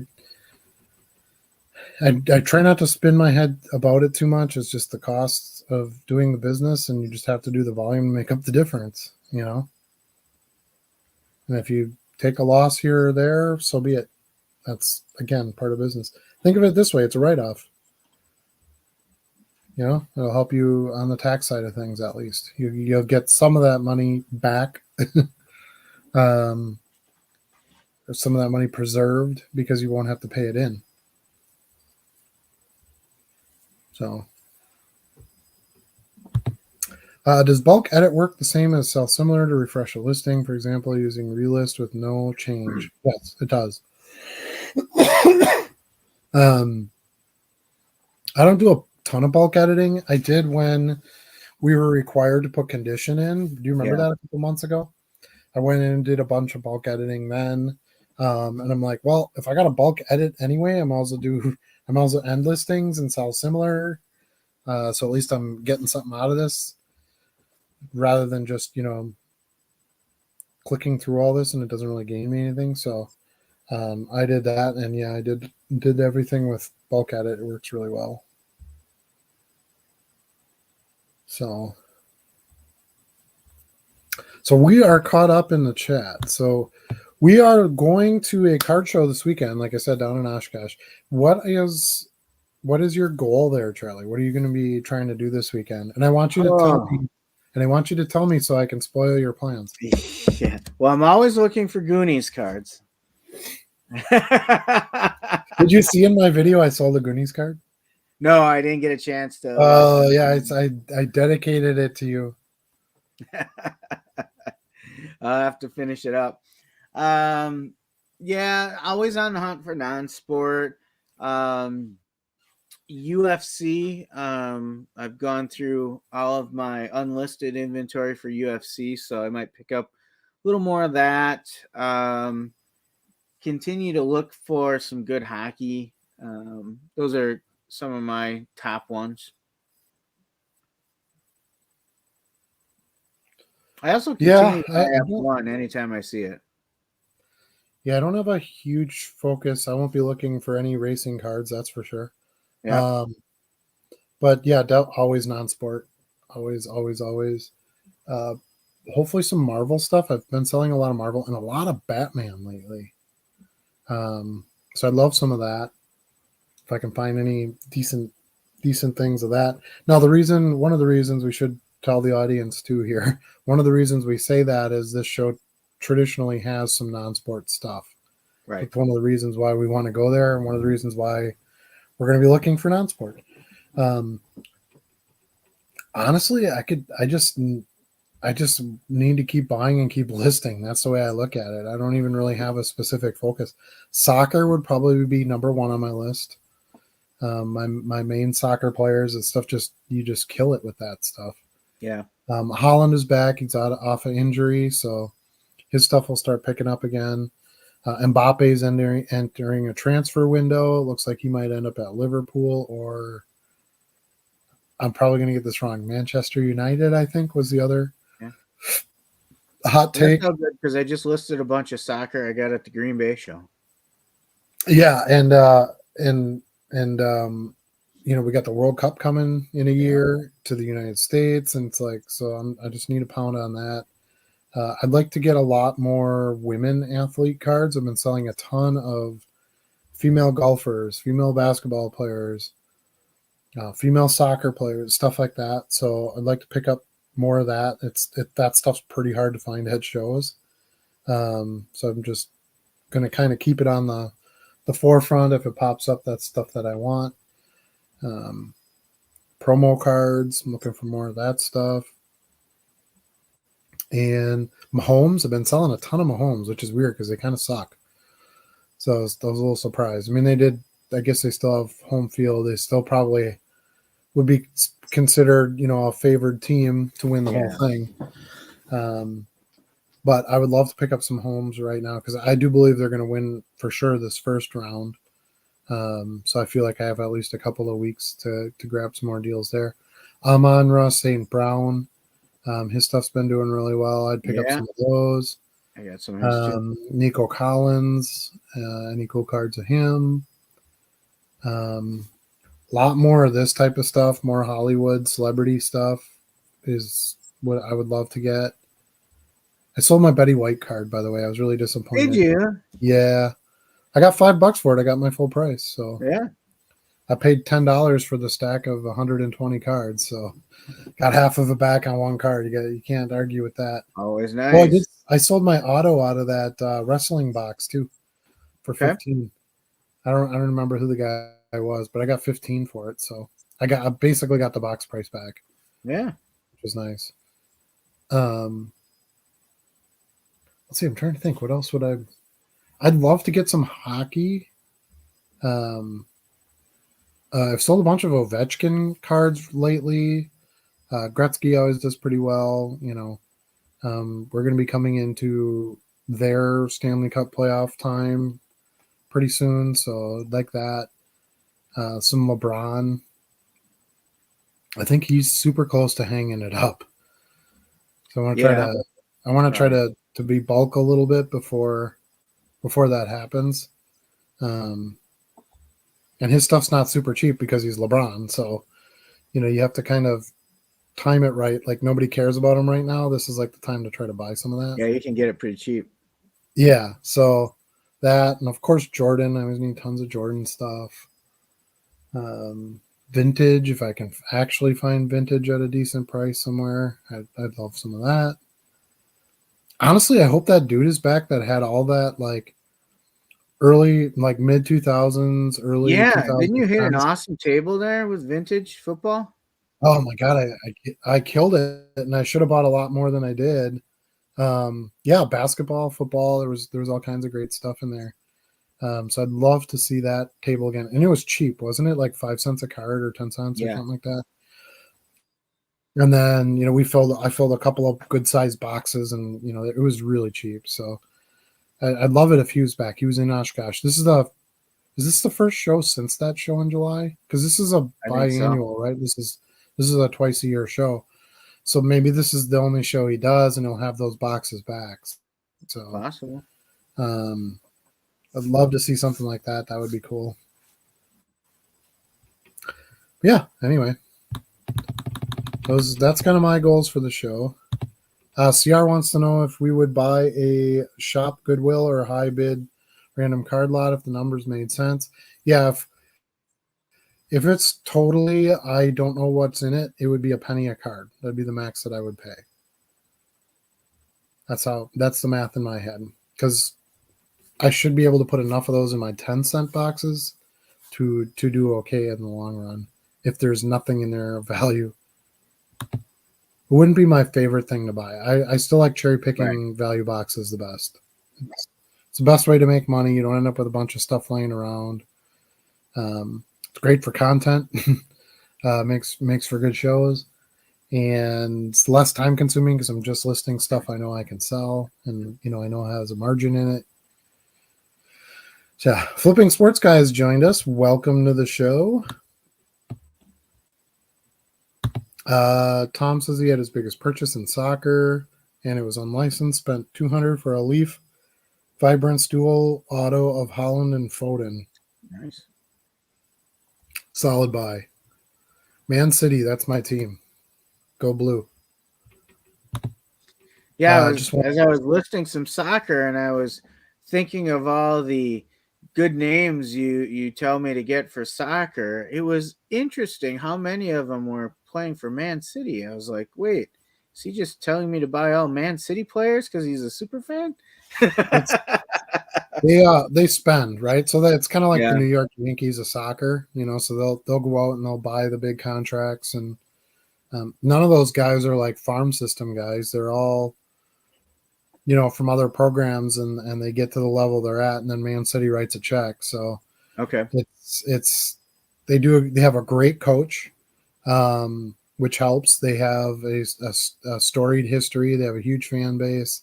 Like the things are all in place that it makes sense. Yeah. For them. But yeah, they've got a hell of a list of stars. Think about like those 90s Yankees teams, right? Yeah. You got Bernie Williams, Mariano Rivera, Derek Jeter, Alex Rodriguez, Roger Clemens. Like the list goes on and on and on of all these guys that were at the top of the game and stuff. And Yeah, most of those guys are pretty good.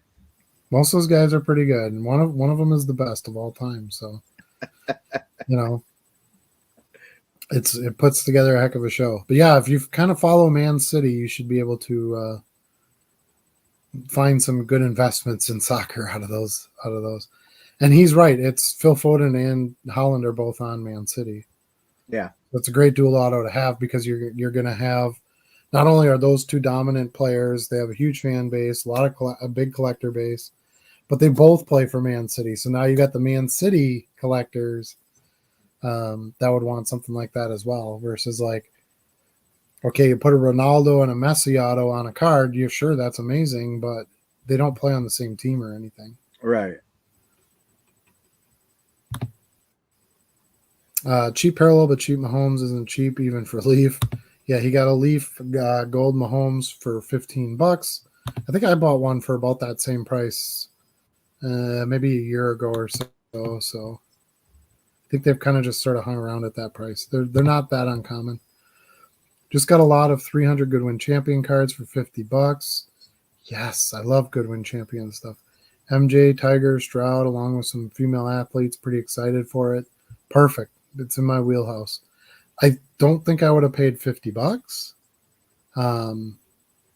But I don't know exactly what's in it. I mean, you mentioned MJ, Tiger, and Stroud. Those are pretty solid names. But if you don't know what else is in it, I probably would have came down from 50 a little bit. Been eyeing the numbered parallels for the rookie QBs and the Goats and Goodwins. A nice pickup. Agreed. Goodwin Champions is underrated stuff. I just bought a lot today, Charlie. You did?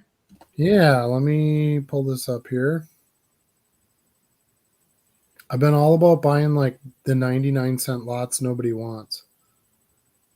I bought a lot of football pennant stickers from Fleer. You know, the Fleer had a sticker card in packs. That was a good deal. I got 65 sticker cards for $1. And then I bought a Donruss Americana lot of 50 cards. You know which ones those are, right? Where they have like the blue, it's like the solid blue foil parallels. I think I'm familiar, yes. But I got a nice 50 card lot in there. And some of the actors are fine. Those will sell, but there's like Carrie Strug in there. Like I look at the female athletes as a big one for me. Yep, I just sold Carrie Strug this week. Carrie Strug. There's Shannon Miller. There's Jenny Finch. Who's this other female pitcher? I can't think of her name right now.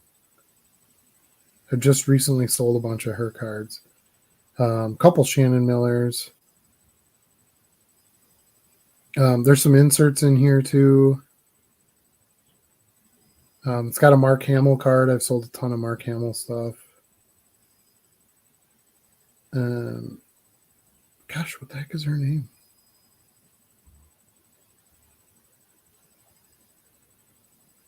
You got me stumped. She's a softball pitcher. Her name's not coming to my mind right now. I just sold a couple cards of her like a day or two ago. Sports Illustrated for Kids stuff. But yeah, anyway, 50 cards for 99 cents. So yeah, I'm starting to get back to buying. Oh, Lisa Fernandez. Okay. That's her name. But there's like multiple cards of each of those female athletes too. So I was happy about that because I'd rather buy a little bit of bulk. Oh, there's a proof card of Corey Feldman. Bunch of parallels, Vanilla Ice, gold album card, some blue, Tiffany Amber Thiessen die cut, Carrie Fisher. Yeah, I'm pretty excited about it. Billy D. Williams, so a bunch of Star Wars stuff in there. Yeah, those Americana cards, I haven't bought like a good chunk of those before, and I thought it would be fun to have a nice lot of those. Tiffany Amber Thiessen makes me think of some pop culture news because those 90s girls that we grew up watching on TV. Do you remember Nicole Eggert? Yeah, of course. So I saw her on a story on some magazine show the other day. She's going through breast cancer, a horrible story there. But I didn't know she went bankrupt like 3 years ago, and she drives around in an ice cream truck selling ice cream. No, that sounds right. That was like every boy's crush in the 90s. Uh-huh. Charles in Charge and Baywatch.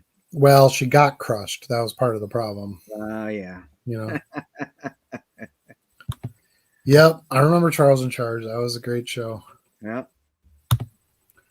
16 cents a card. I didn't think I could go wrong. I'm not saying you're going to go wrong. I would have probably liked to pay a little bit less than that when you don't know what's in it. Right. If it's all Jordan and all Tiger and all, like, you know, if it's 300 cards of those guys, yeah, you're going to make a killing. But there's lots of cards in those products too that aren't very good, that, you know, you have a hard time selling. So just keep that in mind is all I'm saying. If I could take a look at it and I could see what was in it, I might have still gone with that buy too. So I'm not poo-pooing your buy by any means. Wade Boggs and Jose Canseco. Yeah, those Oh yeah, 90s Yankees. yep, the Yankee teams. Dion. I just started buying Wade Boggs stuff. It does pretty well. So he's kind of one of those forgotten Yankees. Started buying more Mattingly too.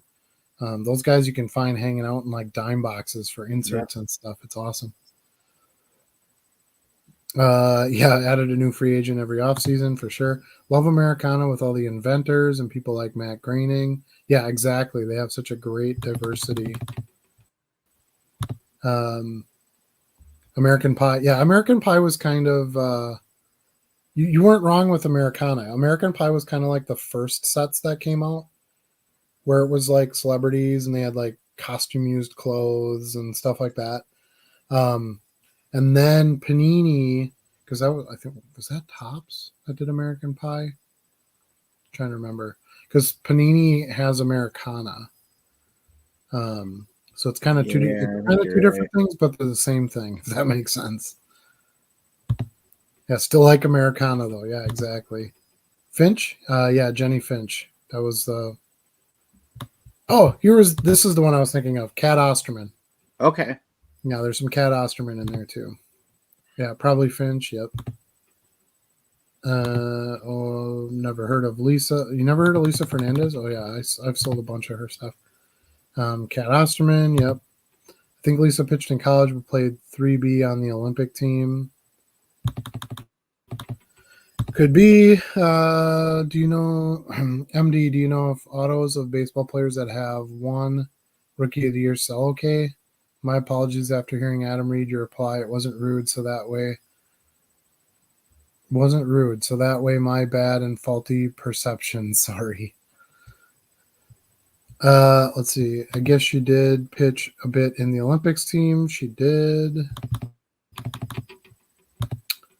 At Tom, I would say pretty much anything will sell if you buy for the right price, but there are quite a few stinkers that have won Rookie of the Year. Sure. Also, yeah. I try not to go, and this is just from my perspective, I try not to buy players based on those types of things, because one good rookie year doesn't really make for a solid career. I would rather get guys that have won championships and MVPs, and like if you're looking for award things to buy, Hall of Fame, of course, is a really good way to buy, players that have made the Hall of Fame. I stick more to that than I would like Rookie of the Year awards.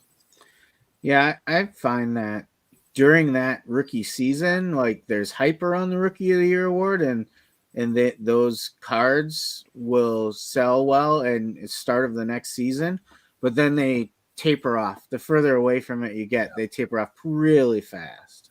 Yeah, I'm selling the crap out of my Paulo Banchero stuff because, I mean, he won Rookie of the Year last year, and he's playing well, but it's like, if I can get the dimes for it now, I'm letting it go. Yeah. I don't think he's going to be a Hall of Famer, so. I find listing very time consuming. Yes, correct, it is. It's a grind. They're like I've done videos on ways to get it way down, but yes, it still is going to take you time. I take a picture of my card, find the same card in Sold's card tab. I click sell one like this, edit a few of the details, price, and list. Time saving suggestions. The biggest thing would be just to get experience and know what your prices and stuff are, where you're not constantly having to find a different listing to list off of. You can just use your own listing and just keep hitting sell similar. You don't have to look each card up. And most of your details should be the details for you in there, like your custom SKU or what, things like that, and just have to adjust a few things based on the different card, different player. But yeah, now with my fiber optic connection, I can list a card in a little over 30 seconds. So if it's a card I don't have to comp and it doesn't have, weird details or anything like that, I know what brand it is, things like that. I can click through it pretty quick. I've been working on perfecting my listing strategies as well. And the other night I was working on these top Star Wars 206 cards. Yep. And I after a while I started timing myself, and I was at 43 seconds a listing. See, told you. Yeah. Yeah. Yeah, I was right around 45 for a while. Then I cut probably like you, maybe a little bit more. I think I was cut at like 5 seconds or so off. I was right around 40. Last time I timed myself when they changed it to where the fields kind of pre-filled on the drops. Yep. Where I wasn't typing in team names on each one and stuff. And that was on my slower internet speed. So now, I mean, now like I used to put the photo in there and I'd kind of have to wait for the picture to load, and it's boom, boom, boom, boom, boom, boom, boom, and it doesn't have to refresh like it used to. Yeah. And I can list. So I'm probably going to be closer to like 35, 36 seconds would be my guess if I were to time myself. Yeah. And I find it really helps if you list like cards in a session, because then there's very few details from one to the next that you have to change. Yep. I 100% agree. It just kind of makes sense to list that way too. Yeah. You know, and now I bag stuff and it's whatever goes into the bag goes into the bag. So it's nice. Like, for example, I had a buyer yesterday buy like 10 Batman hologram cards, right? You know, those full holograms that came in that set. And I listed those all together and they ended up in a bag. So it was really nice when they bought 10 of them and I could pull them all out of one bag. Yeah. You know, you want to try to make the back side of your convenience as convenient as possible too. You know, when you're pulling orders and stuff. So, but yeah, you should be at somewhere around, you know, if you have average internet speed and you're listing an average card and things like that, you should probably be somewhere around 45 seconds. Tom, I didn't see or know cares or just read it as who cares, like the Olsen twins and Full House. Totally on me, so I'm sorry. I read more into that than I intended. I'm still working on me.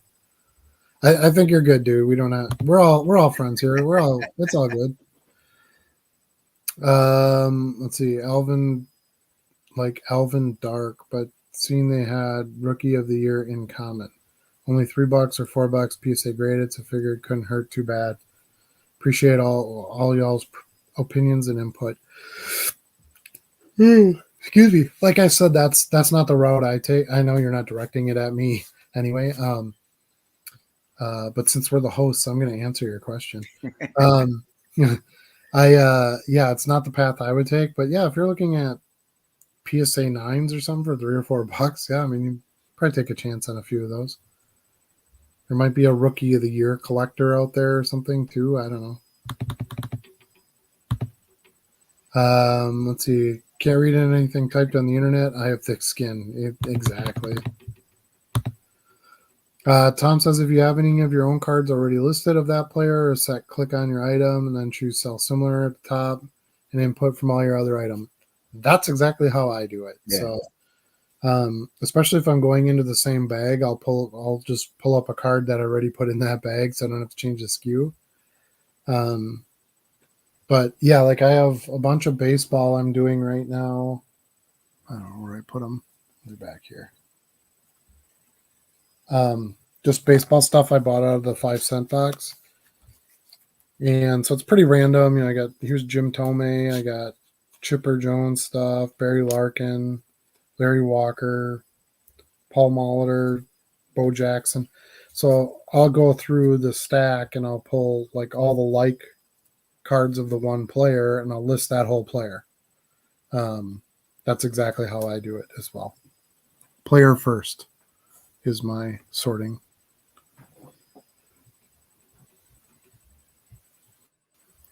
Let's see.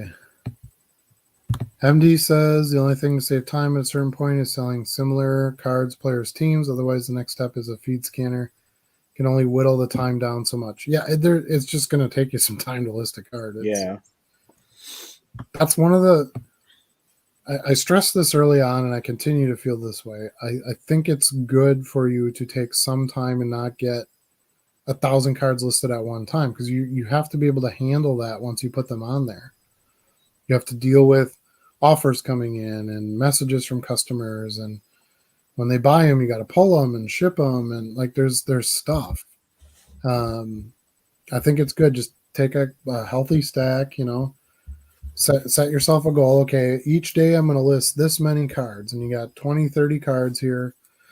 Go through, you list those, you bag them, you put them in your sorting rack, however you're doing your inventory work, and then you just keep doing that. That's your grind. And I list 30 tomorrow, and I list 30 the next day. Unless you're selling 30 cards per day, you should be growing your inventory. Now, when you get to a pretty big size, there's definitely days where I way outsell how many cards I can list.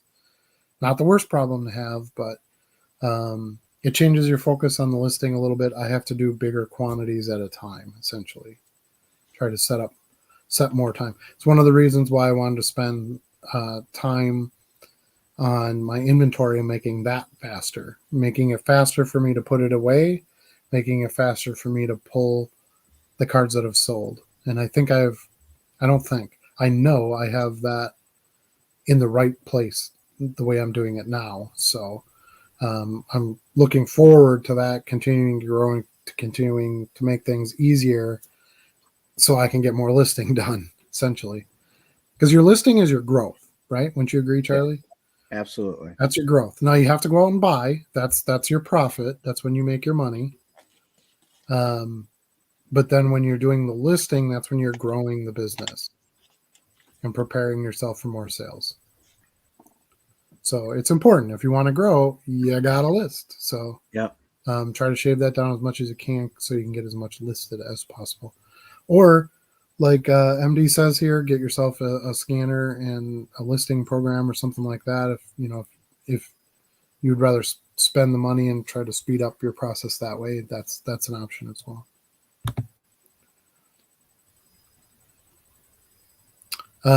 Tom says he's looking to build bridges and not burn them. So if I can admit, I'm man enough to admit and apologize. Self-growth is important, so working at it. Should be important to everyone. If it's not, those probably aren't the people you want to be around. I must have missed this whole conversation. I'm not sure what. I did too. I'm not sure. I don't know what happened. What does Stuart think of all this? Like, he listens to us all day. Does he have any opinions? Stuart says he doesn't like it. He says, "Everybody, just be chill. Let's be chill." This is the whole point of this show, and it's fun because now when I post videos, I get a lot of comments from you guys and viewers. I'll see you and Stu on Wednesday night. It's super fun for me. I really like that part because I think it's important to just have like a super hangout night where we can just talk about stuff and share opinions and share how we do something if it's different than how you do something. When I was talking about my inventory a few weeks ago, and speaking of which, we don't have her on tonight. Yeah, she's not on tonight. When she's like, "Oh, I team bag them and stuff," I don't close my mind off to stuff like that. I'm like, man, maybe that's a better idea. That's the whole point. Part of your growth is to listen to others and take in their experiences. And if you really think you got something nailed, share your experience, share that with others so that they can improve. And that's really, I think, what our goal is here with this week in and week out.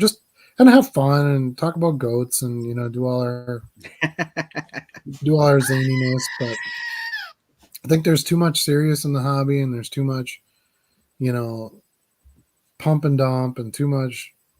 I'm trying to build a mogul company here, and there isn't enough just like, hey, how do we all get through the day in this thing?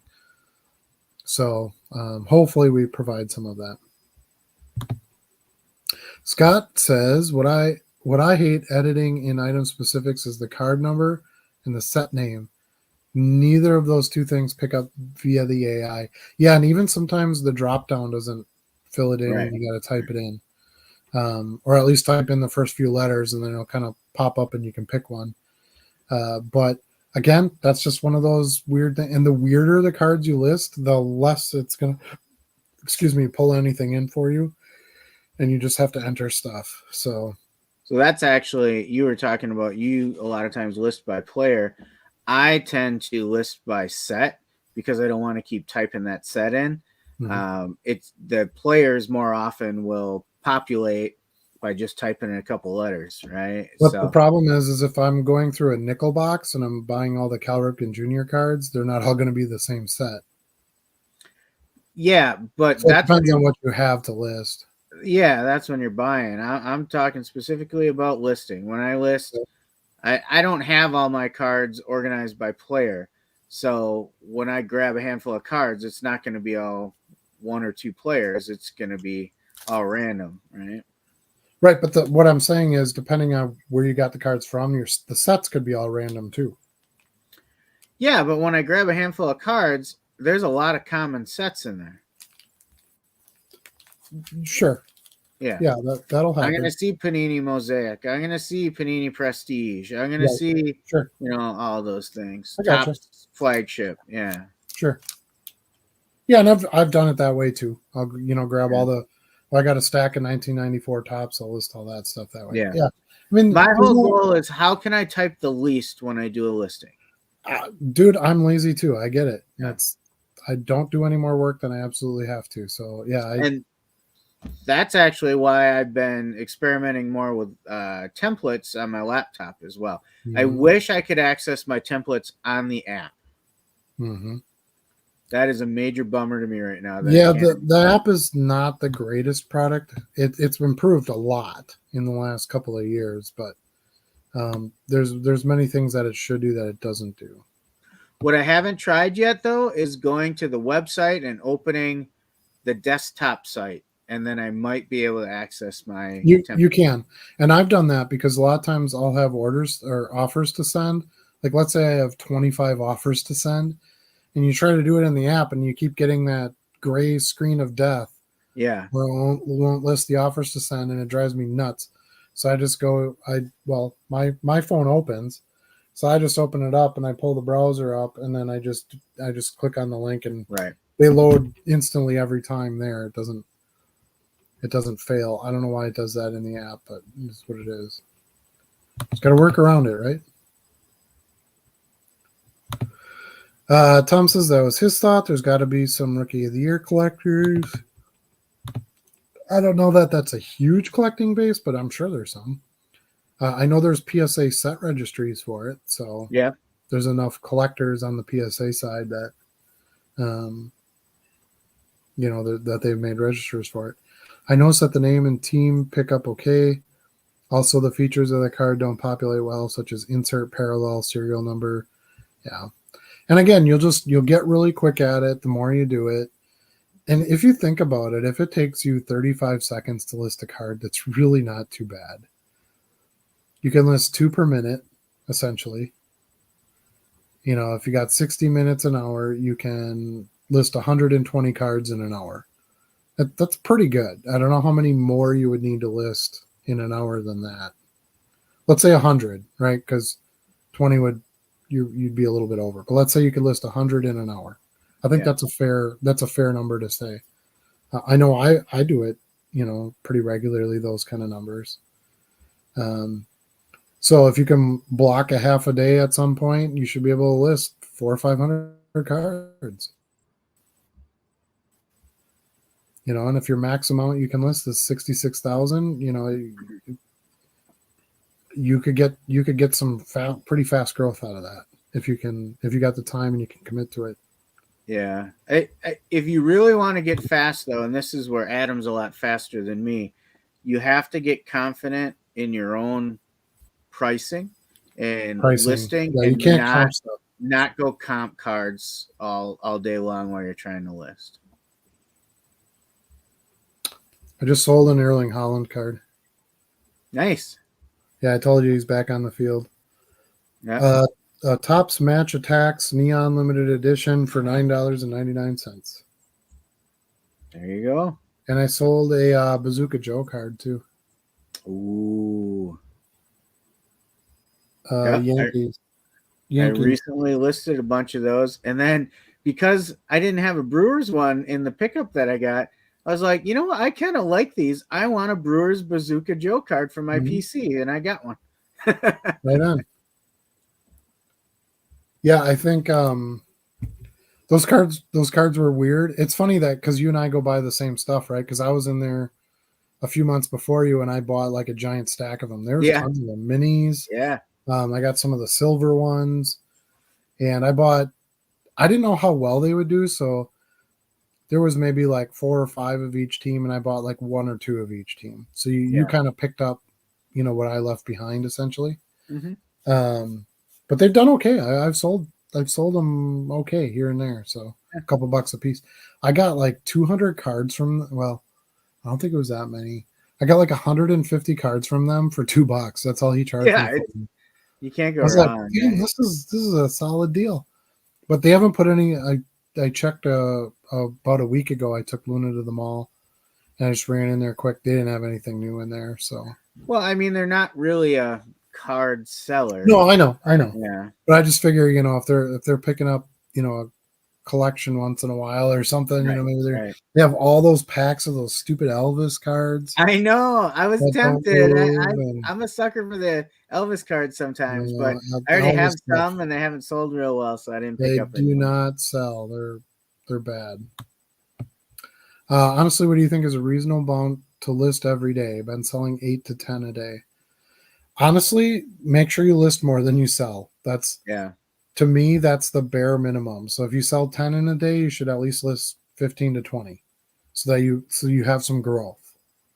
But it's going to depend. Do you have a store? What type of store subscription do you have? How many listings do you get? Are you doing this full time? Are you doing this part time? Is this just I want to make $10 a week side hustle thing? You have to evaluate, what you're trying to get out of this. But I think the basic understanding of a growth model would be you have to list more than you sold. Yeah. Now, you might have a day where you sold no cards. Well, you probably don't have to list that day then, and you'll break even. But just know that, okay, if you sell 10 tomorrow, you better list 15 to 20. Or the day you sold no cards, anything you list is automatic growth. Yeah. So yeah, and is there a limit to how many you should list? Not really. I mean, get them listed. If you got stuff to sell, list it. Can't sell it till you list it. I try to constantly push caution because I know what it's like to be a small business owner and you try to grow too fast because your goal is, well, I want to get bigger here, and then I want to buy this, and then I want to add these employees, and then I want to, and that's the quickest way to burn yourself out and grow to a point where you can't handle it, you can't run it. So try to have a nice healthy growth level that works for you, and if that means doubling every month and you can handle that, great. But that's not going to work for everyone. Right. So kind of figure out, what do you want to grow to? How many orders can you even handle in a day? If you're getting 8 to 10 in a day and that's a lot for you, well, how much more do you want to list? Because now your sales will go up, and that'll take more time. So it's not even, the listing is like 10% of the equation. You got to promote it, you got to sell it, you got to pack it, you got to ship it, you got to leave feedback, you got to deal with the customer, inquiries, you got to deal with oh, hey, can you send me another pic of this one? It looks like there's a scratch on the back. There's other things that come with it after you list it. Once you list it, you're committed to getting that product into a customer's hands, and you have to do everything you can to accomplish that task. Can you handle that part of the task? If you can't, you shouldn't list it. Or dealing with buyers like the issue I had this week. I don't know if you saw that. I was telling you about the buyer who said they didn't get their item, but it showed delivered. And for 2 weeks, we went back and forth. And then finally, I called eBay customer service and I messaged the buyer and said, okay, eBay is going to step in tomorrow and resolve this. And then an hour later, he's like, you won't believe it. The card is here. And if it shows delivered, honestly, eBay will rule in your favor. Yeah, I know. They told me 'Cause already. They're once you're like, proved delivered, you did your part. yeah, 'Cause they said it's technically we can't step in until tomorrow, but right, I will tell you this will be ruled in your favor. right. And But I've had that happen for me before too. So yeah, that was an interesting one though, because it was a full 2 weeks after I sent it out, and it made me wonder, there's probably some bad elements out there that try to game the system too, mhm. that know that a lot of sellers will just say, "Oh, I'll just refund your money," and And you got it, and then they got a free card. yeah, mm-hmm. Yeah, it absolutely happens. I'm sure. I am part time only at night and during mini breaks at work. That's how it begins. That's what I do. That's how it starts, right, Charlie?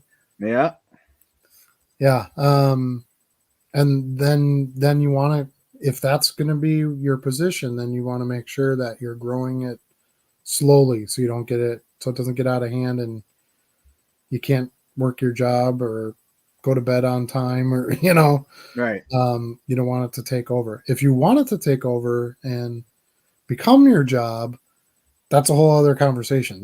Then you want to start pushing more, and you can't list too many. You need to get the listings out there so that you can generate income. right, But then you got to go buy more, because you need more to list. Then you got to sell more. Then you got to ship more. Then you got to, like, the whole thing grow. You can't grow one part of this and then sit on the laurels of the rest of it. right. It's all going to grow. So that's my biggest throw out of caution, is that make sure it's going to be at a point where you can handle it. I just bought 5,000 2020 Topps baseball cards. Would you recommend I just pull out and post just the refractors and numbered cards? Topps Chrome baseball cards, I assume, if you're talking refractors. No, there's some refractor inserts in the In regular baseball. Topps. Yeah, I, Um, I would I would grab those first and list those first, mhm. but then scan through the rest and find some good names that I'd pull out. And then a lot of those, unfortunately, will end up in a dime box. Yeah, Charlie said exactly what I was going to say. I'd make sure you get the stuff listed right away that's going to make you the most money, especially to get you to the break-even point. It doesn't say what you spent on it, but I'm guessing 5,000 cards cost you a little bit, especially if there's inserts and whatever. So I would try to get that stuff on there and get to that break-even point, and then start listing the stars, the minor stars, the Hall of Yeah, Famers, the inserts, the variations. rookies, variation, right? Um, and go from there. And if it's a bunch of stuff you feel like you can't sell for $1.50 on eBay, then yeah, they have to hit your quarter, or your dime box. Or you turn around and sell another lot. Or you do that, or you sell a lot. It's going to be kind of a junk lot then. I don't know what you'd get, but certainly something you can do. Oh, there we Let's go. see. Oh, the who cares thing. Just to fill you in on what I was saying. Charlie, since you are part-time like me, what is your routine to list and ship? Curious. I ship first and use whatever time is left in the night to list. Yeah, That's a good question, so Charlie. Everybody knows how I list and ship and all that, but we don't really have a whole feel for how you do your part. yeah, it's I don't have a schedule for shipping. It's more centered around my listing. So typical day for me looks like I wake up in the morning. I've got some offers. I send out some offers. I accept or counter some offers. I head to work on my breaks, as was mentioned before, from I think from you, Scott. On my breaks or lunch, I might adjust a few things again. Um, and I actually have a carryover from the night before where I will have images on my phone, so I can actually list on my lunch and stuff as well when I'm mobile. But then when I get home, I am typically going to spend a quick 30, 45 minutes with my family, maybe sit down and have dinner. and then it's right to my card room. And I've got the TV on. I may watch a show while I'm doing it and stuff. But I start with listing. So the thing I do with listing, or I'm sorry, shipping, is I'm still using paper labels. So I wait until I typically have multiples to send out, so I can maximize each sheet of paper. But I also don't want to ship something too quickly after it sells, because I want to give them the chance to see if they add anything else on as well. So that's why I don't immediately package everything up once I get started in the evening. I will slow play that a little bit, knowing that I have to do it by the end of the night. But then I usually allocate a minimum of an hour a night just listing. A lot of times it turns into 2 hours, maybe 3 sometimes. But then I come back to packaging everything before I close up shop for the night. And the other thing is, when I just lost my train of thought there. I don't know how that happened, but I know what I was going to say. So when I'm all done listing and packaging for the night, the very last thing I do is preload those images on my phone for the next day. So any couple of moments I have during the day, I'm going to list some more cards.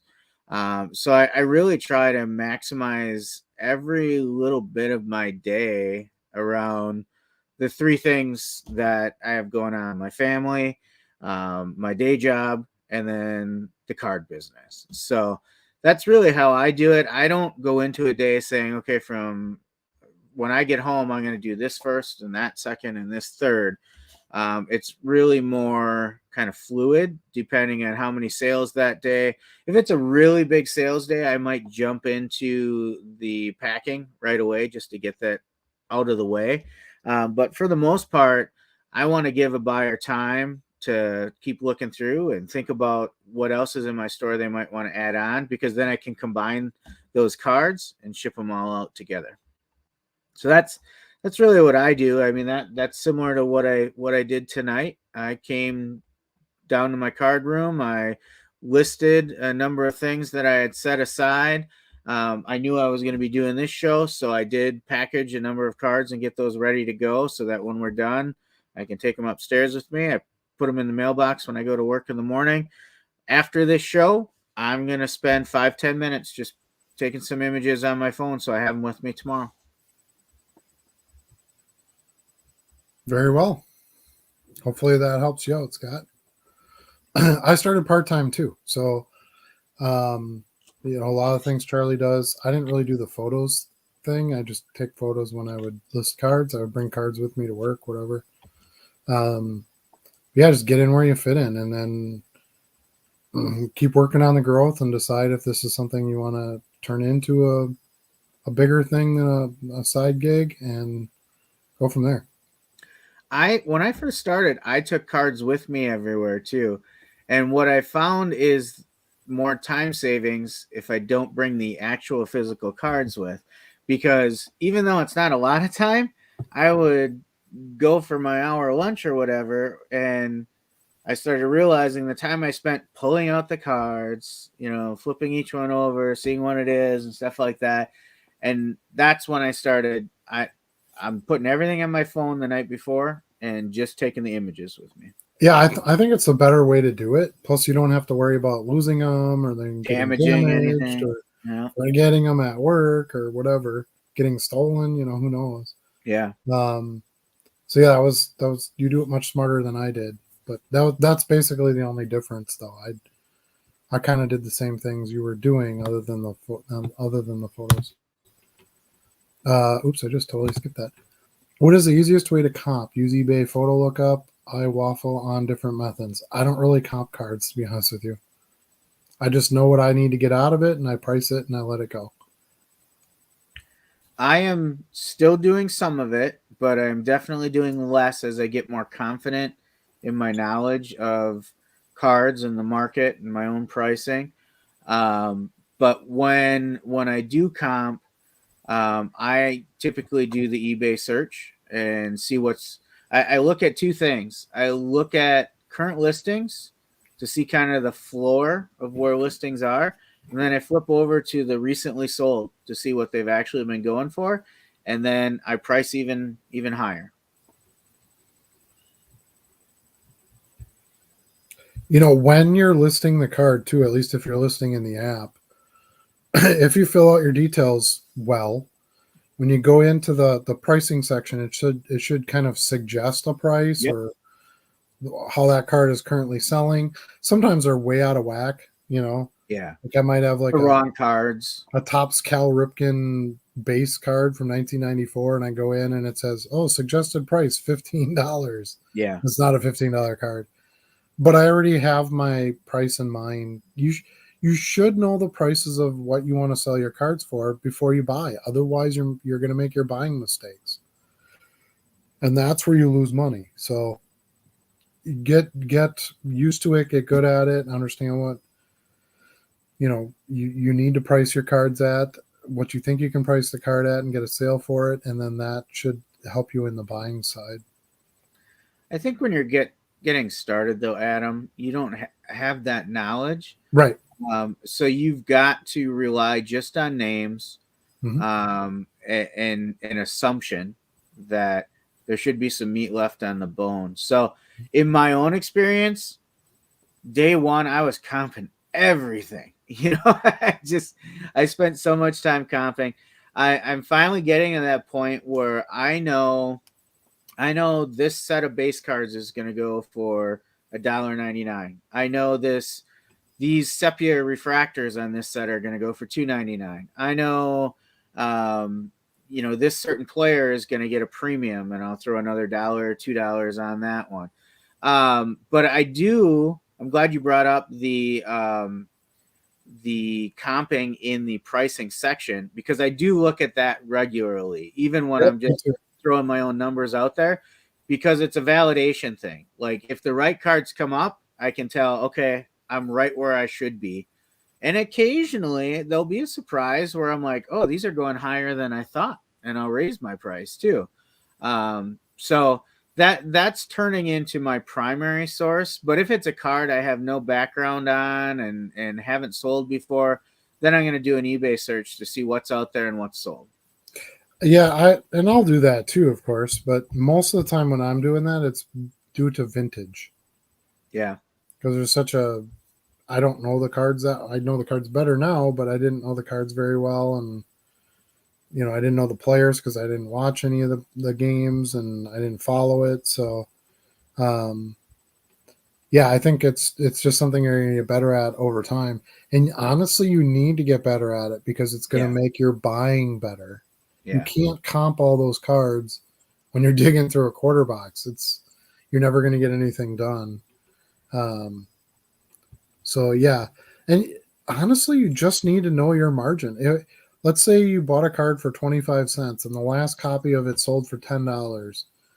If you list it for $8, you're still doing fine. Right. You're probably going to get a quick sale. You probably don't have to promote it, and you made a huge margin. So what difference does it make if it's an $8 card or a $10 card? And sometimes it's a cool card, and you're like, I'd pay $8 for this, So then I feel comfortable just throwing out there, whatever, because I know I paid 30 cents for it or whatever. Right. The other thing that I think you're probably going to run into if you were like me is the world of parallels. So Panini especially, they have a million parallels, and they're not all intuitive names. Mm-hmm. And I really like to be precise in my listings. I don't just want to say it's a red parallel if the actual set name for it is maroon, maroon wave color burst, gray wave laser explosion parallel. I want to get that accurate name out there. So I do end up researching some of those cards just to get the proper names. And for those, Cardboard Cardboard Connection, I think it's called, is a great resource. Trading card database is a great resource, especially for older cards. The trading card database is really good. Yeah, and I don't really do that. I know the names of a lot of the common parallels because I'm buying quarter cards. Yeah, It's not going to be Black Pandoras and stuff. You know, I'm not yeah, getting 101s for 25 cents, but yeah. it's close enough for me. If it's a And you will know the names it's a after a green while. prism, it's a green prism. I don't really care if it's green fuchsia pit prism, you know. But yeah, I don't know. But some of them, you know, as long as you're putting a basic description of, you know, that card in there. Oh, it looks like a cracked ice card. Oh, it looks like a golden color. Just put gold cracked ice. You know, Yeah, you'll get people that will see it, and even if it's called, you know, gold icebreaker instead or something, you'll still get the eyes on it. So I don't know. But yeah, you can research every card to death, and if you want to do that, that's fine. But that little bit of free time you have in the day is going to be gone in a hurry. that Just brings up another point that will help increase your listing speed is don't be too picky. So oh, when I sell similar off of other people's listings, I used to spend a lot of time taking a lot of their custom stuff out, and making sure it was just what I wanted on it. These days, as long as whatever they had in there still makes sense, I just leave it. hmm, Like if it doesn't mislead anyone or say anything incorrectly, I just leave it. Who cares if they put in single insert and I don't typically use that field, right? right. Who cares if they put I don't know, what are some of those other custom fields we see a lot in there? I can't think of them right now, but I used to spend way too much time taking that out, and now it's just like it doesn't hurt anything. Just leave it. Guess what I do, Charlie? Nothing. Yeah, I just leave it all in there. I don't really give a shit. Yeah. It's you have to okay. Time management is the biggest problem in this kind of business because it's a grinder. If you're selling cards for $1.50, how much time do you want to put into that? Yeah. You know, it's like I told you with like the dime boxes. I'm like, no, I don't even look at these cards. I throw them in the box. I don't care if they face the right way, they're backwards, whatever. It doesn't matter. Somebody else is going to do the work to find the gem in that 10-cent box, not me. Yeah. I'm only you know trying to get the 10 cents out of it. So you want to make sure that you're investing your time and your money and your space and everything into the things that are actually going to, you know, benefit you. True. And You like know, I told you, my OCD won't let me do that kind of stuff. you got to find a way to, you know, be you, but I've definitely relaxed a lot, and it's well, shown you benefits. know, and I don't want anybody to take any offense to this, but I hear that so much about the OCD thing, and I'm kind of the opposite, right? I don't have I, but I can't just be like, well, I'm not OCD, so I'm just not going to get organized or do like Yeah. that's the exact opposite problem, right? You're Yeah. killing things you could be doing because you're overdoing it, and I can't just say, well, I'm just not going to do anything. Organization, not my strong suit. So what am I doing? I'm listening and I'm trying to come up with a better way to provide that organization. You have to try to find a way to take where your weaknesses are and turn them into some kind of a strength, or at least something where you're at least flatline. You're going to be good at Yeah. your really good stuff, and I'm at least getting away with the stuff that you know isn't so great. You know, Yeah. um, but yeah, I think you're selling yourself short. I think you can overcome those things that are holding Sure. you back and make sure that you have. You Yep. have. You're An not comping evolution. every card. You aren't taking every detail out. You're Yeah. working with that. You're working with your OCD and not wasting your time, you know, just because that's your personality trait. Yeah. Yeah. Shit, I pulled up a sell similar the other day and used it for a baseball card, and the listing I pulled it from, which was a card that sold, had an entirely different sport listed on it. And I was Yeah. like, well, does any of this even matter? Well, I had one. What was it? But I had the guy's name totally wrong in it. It said like Warren Moon, and it was a Dan Marino card, and I sold it. Yeah. And I'm like, well, now does this guy think he's getting a Dan Marino card or a Warren Moon card? But And yeah, I've had a few it listings really where I doesn't made an matter error. to your sale. It might matter to your customer, but it won't matter to you can still get the sale.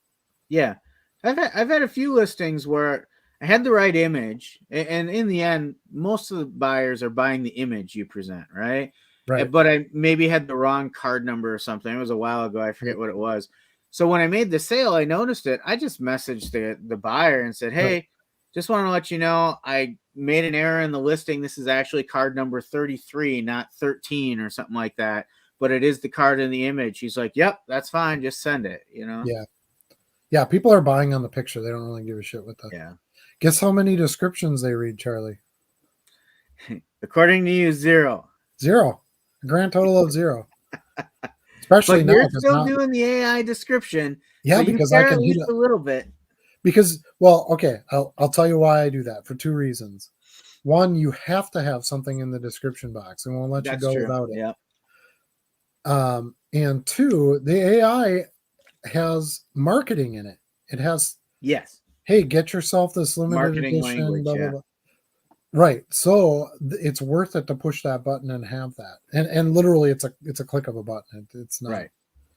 And now with my nice fiber optic speed, I touch that button and it's not even writing description. It Yeah. doesn't even Yeah. say writing description anymore. It's just bam-o. You know, My pet peeve with that, I only have one pet peeve. I love that function. My pet peeve is about 50% of the time, even though I put an original card in my details all the time, it says a licensed reprint. really? Yes. And I just have to delete the RE, but about 50% of the time it says that. Like I complained about it in one of my videos. I was like, I don't know why they ask me if it's an original or a reprint if they're just going to put reprint all the time. Yeah, see, I don't run into that at all. So it's got to be something you're doing. I don't know. Huh, strange. Scott's running into the problem that all of us have run into. I should probably pause buying until I can list more consistently. Yeah. I see good deals and sometimes can't pass them up, but I am falling pretty behind listing the buys. That's you were coming up on the thing that everybody runs into, I guess is what I'm trying to say. It's more fun to buy, and you're right. You're looking at it from the right perspective. You're going, I can buy this and sell it for this. So you're seeing the profit opportunity in it, which you don't want to turn down, and I get that. But yeah, if that's what you're going to do, then you really got to bust your butt to get listing, because I do this full time and I still have stacks and stacks and stacks of stuff. Yeah. I need to list, and I continue to buy more. So Here's there's what I always would going to add be to a that. death pile. Like if you manage your listing well, not necessarily in volume, but what you're listing, it's okay that you have stacks waiting to get listed. And what I mean by that is there are the hot names that are being pushed for various reasons, right? It could be a World Series hero, it could be a rookie of the year, it could be a hot prospect. Those ones you want to list pretty quickly when you buy them. But if you're going to buy a bunch of Cal Ripkins or Ricky Hendersons or Derek Jeter, who I heard was a decent Yankee, those values are going to stay solid. So if you don't list those for 6 months because you've been listing other things, they're still going to be fine when you get to list them. So if you kind of prioritize what you're listing, you don't have to stop buying. You can still find those good deals, get them when they present themselves, and not worry about the fact that, I've got a little table set up with a few thousand cards waiting to list over there. But a lot of those they're modern, but They're they're static. vintage side, and they're going to maintain their value. The value is static. Yeah. Yeah. But that can change too, though, right? So let's say I had some Cooper Cup rookies, right? And they were sitting like nobody cared about Cooper Cup the last year or two. Yeah. Boom. All those are all selling right now. So so it can change pretty quick too. So you just have to pay media attention to cycles it, I can guess. affect what's selling quite a bit. And we talk about ideally you want to have those players listed when suddenly they go hot in a media cycle. But I would say you're still okay as long as you know where they are and they're easily accessible and you can get them listed quick when you see it heating up. You're still probably going to be okay. Right. And then, yeah, when you get to like a whole ton of listings, then it doesn't matter. You just list stuff because you're gonna always have sales. You're gonna always have stuff on there. You don't really have to make as much of a priority of from one thing over another. And Tom hits the nail on the head here: listing and shipping, and shipping and listing, and rabbit goat holes.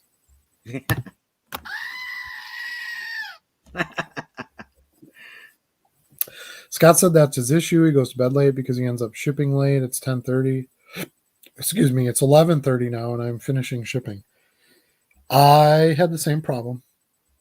So I went to 1-day shipping because it benefits me financially. eBay gives me a kickback, some money off my final value fees as a top seller listed plus whatever. I don't know, whatever they want to call me.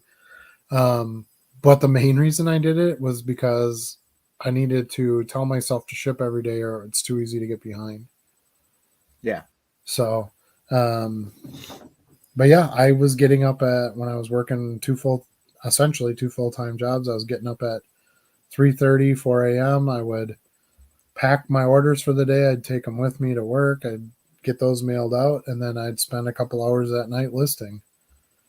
Yeah. I just didn't want to work two full-time jobs. I wasn't interested in that. So, once I could get it to the point where I had enough listings and I could handle the growth of the shipping and all that, then there was enough income there to be able to just do this. So yeah, it's an interesting conundrum that you might run into at some point. And like weekends and days off, if I'm in the house, I pack cards and ship them out multiple times a day. Like, yeah, I've done that. I'll just too. be passing by. I'll pack up 4 cards, take them upstairs. A couple hours later, I go back downstairs. Oh, I've got 4 more to send out. Let's pack them up now and go. It's more challenging during the week when I'm doing my day job, right? But yeah. it's still similar there. I'll probably do the majority of my packing and shipping twice in a night, about midway through whatever I'm doing for the night, and then one final batch when I'm about to be done. Yeah, see, and I'm just at a different scale of problem with that. Yeah. There's most of my Mondays, it's 8 hours of packing and shipping. And that's just from the 2 days, the Saturday and Sunday of sales, because I don't work Saturdays and Sundays for the most part. Last few weeks with being so busy over the holiday, I've at least taken some of those mornings on the weekends and pulled cards. So they're ready to ship. And my new inventory system will make things quicker too. Yeah. But, yeah, I don't know what to tell you. Because if you're shipping 10 orders and it's taking you that long, imagine, okay, great. And now I got my time and I do my listing and now I get 25 orders in a day. And the more you have listed, the more inventory you have to dig through to find the cards. And like everything just compounds. Scaling is a problem that you have to know how you're going to handle it. And if you feel it's the shipping that's really bogging you down, I would take a hard look at your process and say, what are the most time consuming pieces of my process, and then focus on those to see what you can do differently. Like Adam and I have been talking about the way we store our listed cards and go into this SKU process where now they're all in bags. They have a date on them that acts as a SKU. We're not going to different places to get them now. We see the SKU. That has saved us, anywhere from 10 seconds to a minute and a half per card shipping probably. And then your packaging. What are you doing for packaging? Are you using thermal labels? Are you doing paper labels like me? There's an opportunity there to cut down the number of seconds per card. So you just got to isolate that and really look at your process and identify some of those opportunities. And if you save a minute and a half pulling a card to ship, that's a minute and a half you could list, which is 2 cards. Right. So you could solve your listing problem with making your shipping less of a problem. which is basically what I've come down to. I am not OCD, but that's a negative in some ways. I have, I don't get caught up on some of the details, but there's things that need details too. So it's, one of your best things to do in this is to figure out what your strengths and your weaknesses are, and try to even those out to some degree. I would say being OCD is not a positive thing, as much as people like to sort of promote that in themselves. Well, I'm OCD. Great, you're wasting a lot of time on details that don't matter. Like, how do you not see that's not necessarily a good thing?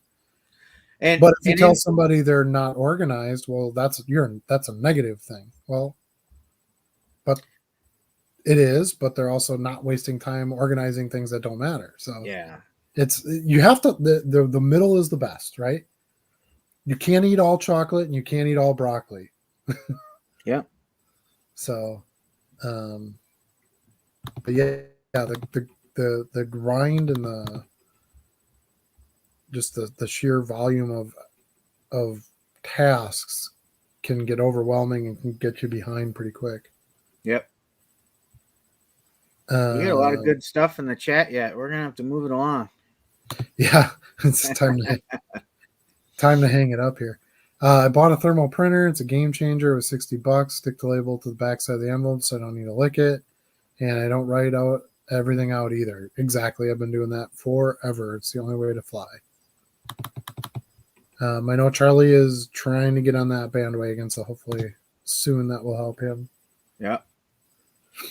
Tom says he's avoided lower end, so he doesn't have to worry about the eBay standard envelope because he doesn't have a thermal, but it's on his list of needs.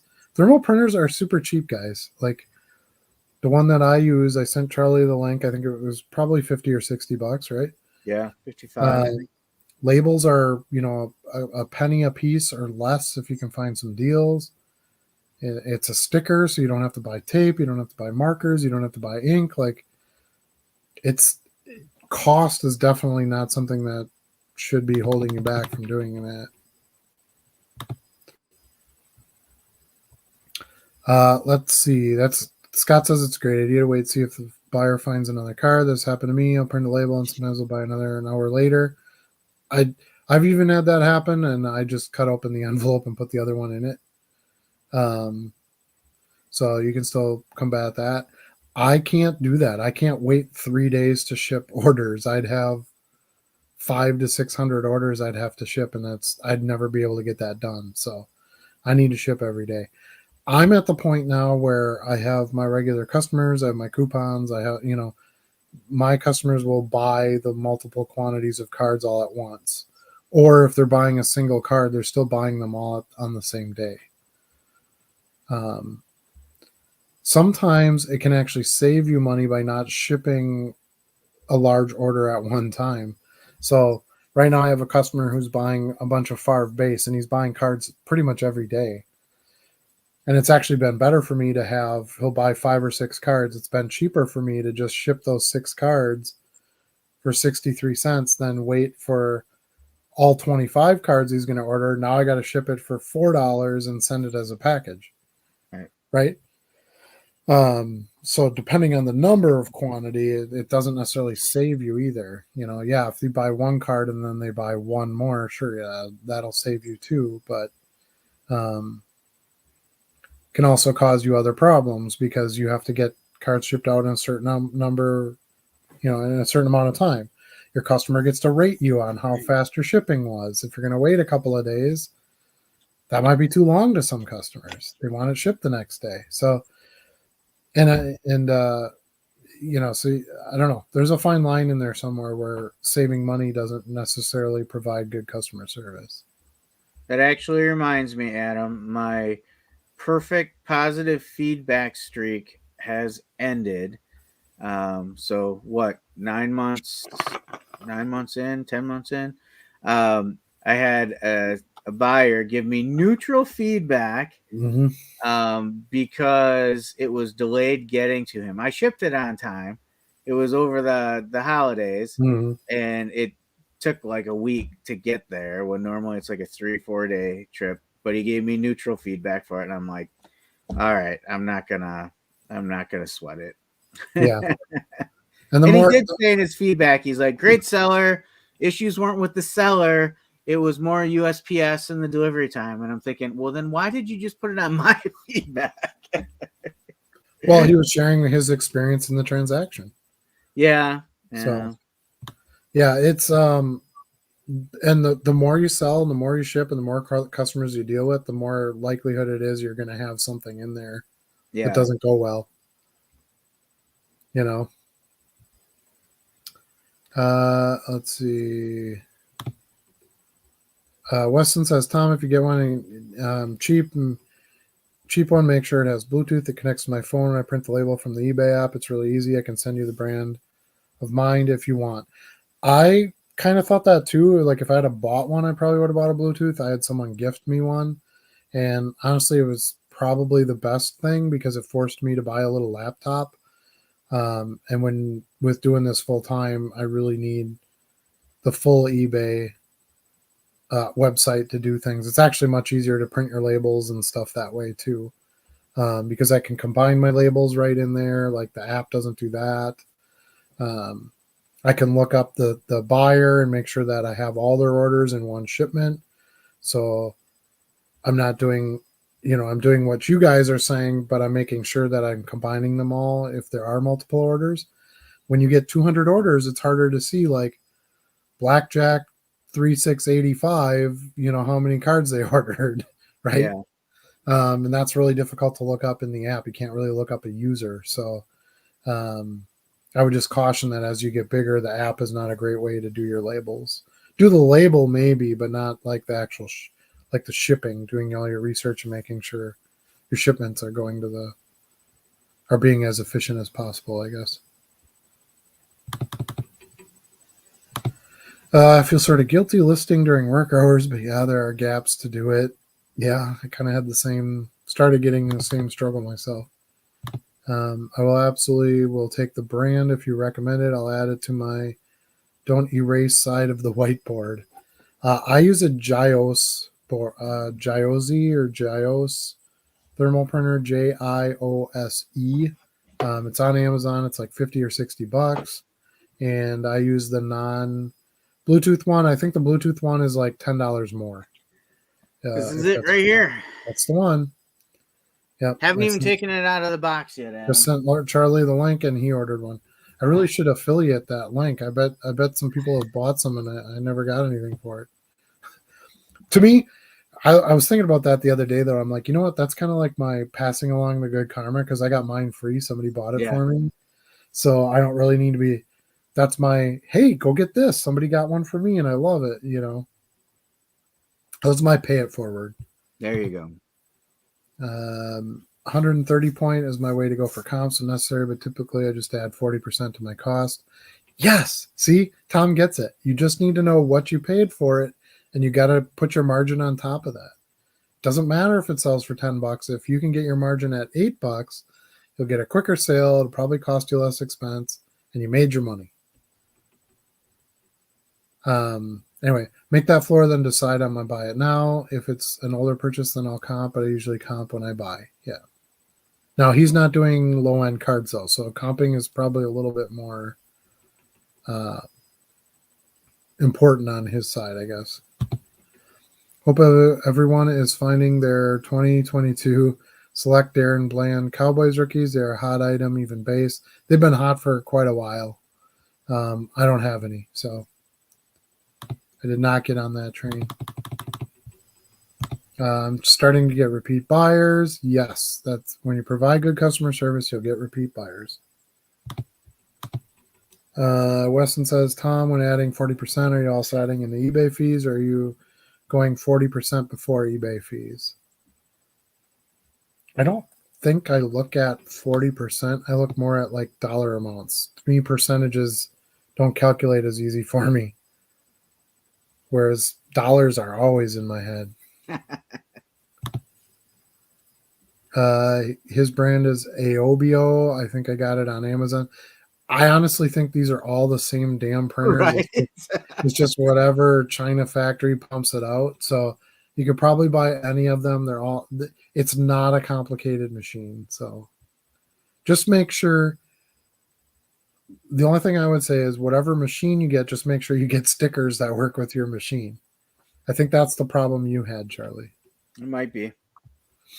40% adding for my bottom is accounting for the eBay fees tax. Typically what is taken from my sale. So he's adding his expenses on top. Should also remind folks that Adam and Charlie focus on cards 5 to 10 or less. Buying cards for 50 cents or less, so comping is really just a time suck. Exactly. Cards $10, maybe more, pay a little attention. The other thing I would say is if you're buying cards that are closer to what you believe is retail value, but you're buying it based on the fact that it could go up in value or it's hot player or something like that, you're going to have much smaller margins then. So those are, you definitely want to comp, because if you think this card is $10 and you can get it for $7, there's not a lot of room in there. You're going to want to make sure that you're actually going to get $10 for that card. Right. Does that make sense? Versus, I paid a nickel for this card. I am going to get $2 to $3 for this card. It doesn't. I'm not going to look it up. So,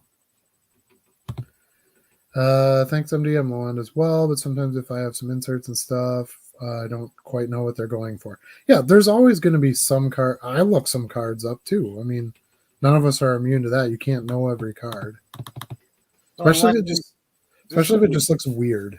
You know. Yeah. This is exactly why we started this show too, to have the different perspectives too, because Adam's been doing this a number of years, and he's a major seller on eBay. I just started this year and was kind of a rookie novice at this stuff. So questions like you have are exactly what we started this show for, so that you could get input from someone who's been doing it a long time and someone who's just started doing it similar to yourself. Yeah, you know what's funny? I was just thinking this because I've been reading this a lot in chats tonight. People saying I'm a low end seller. Yeah. We kind of coined that, I think. I mean, maybe there's some other, YouTubers or something that say it that way, but I'd always talked about it that way, and people would look at me like, "What the hell's a low end card?" Yeah. So it's just kind of funny that that's just like common language now. That, yeah, I mean, I work in the low end, and the reason I came up with that is it wasn't to make it sound negative, but it was high end cards, right? Right. So everybody's like, "Well, I sell these high end cards, the high end Mickey Mantles," and I'm like, "Well, I sell the low end." Yeah. I mean, it just made sense, right? It's the exact opposite of what everybody else was doing with, when the market really, really peaked. There was everybody was into the high end stuff. So I don't know. It's just kind of funny when I read it now, and I'm like, "Oh yeah, low end cards, right?" Yeah, sometimes I'll use that interchangeably with value cards or value boxes, and to me, that's kind of anything $2 and under for me is like value boxes, because prices are a little bit different, depending on where you go, right? But they're all in those, fairly low prices, low end, as you said. So we've talked about that before. Excuse me, on the show. How do you there's really no definition of what is low end, right? There's no precise definition, but you know it when you see it. Well, it's like when somebody says, "Well, that's an expensive card." Well, money is relative, though. So, like, Paris Hilton can buy a much more expensive card than I can, and it won't be expensive to her. Not that Paris Hilton's buying card. I don't know why I chose her, but anyway. That was a little strange. Yeah, well, but you get it, though, right? I mean, the example holds true. Yeah, it's low end is just kind of a to me, it just made. I think when you hear low end, you kind of know where it puts it, right? Right. And it's just like when I started the channel, the Dollar Box. I've gotten messages from people like, "How the hell did you get the name the Dollar Box?" And nobody else had it. And I'm like, because nobody was doing this. Like this was a thing that I wanted to bring out, saying, dude, you don't have to buy $10,000 cards. You can literally buy a 20-cent card and make a profit on it. You Yeah. have to buy a lot of them, but you can do it, and you don't have to start with 10 grand, on one card. Take all the risk. So yeah, and I'd always called them dollar boxes. Now a lot of people refer to them as value boxes, or quarter boxes, discount boxes, whatever you want to call it. But yeah, it's interesting the language that kind of flows with it. John Larson says you guys are pretty awesome. I have learned a SH per percent. Oh my god, I can't read the symbols. What's wrong with my brain? Pound sign, or hashtag as the kids call it. LOAD from you guys. Thanks for all you do. Yeah, I'm glad we were able to help. That's exactly what we wanted to do this for. This is our pay it forward, based on our side hustle / business / money maker. So yeah, I'm glad you got something out of it. Keep coming back. We'll keep sharing. Let's see. I'm sure. Scott says he's agreed to take some shortcuts on pricing and what type of parallel it is. It's not being picky with specifics. Agree. Yeah. Just try to hit it as close as you can. Especially on a cheaper card. I'm with you on the OCD, Charlie. I like my stuff organized. Otherwise, it's chaos in my mind. Let's see. Yeah, I think we're going to have to 3 hours strong now. Yeah, I think we're going to have to kind of say we did what we could for tonight. My brain's starting to lose it. I can't even read stuff anymore. I got up at 3:30 this morning to start work. Yeah, I did. I wanted to get a bunch of listing done. I had a lot of orders and stuff, so I knew the NASCAR cards were coming in today, and I wanted to have some time with those. So yeah, that's one really nice part about working for yourself and at home. I can kind of work whatever hours I want. So I took like 2 hours tonight and just played Mario Kart with my daughter, and it's awesome.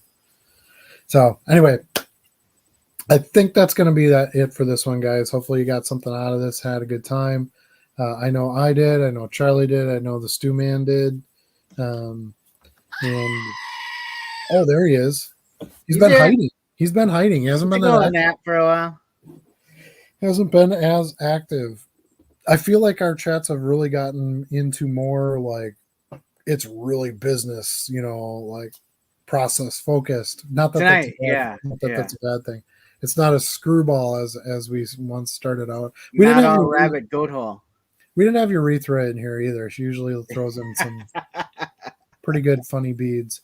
But anyway, hopefully y'all can join us next week, 8 o'clock Central Standard Time on Wednesday. For those of you watching this recorded, try to join us live if you can. You'll see we have a pretty active chat, and we'd love to have some more participants in there. That would be great.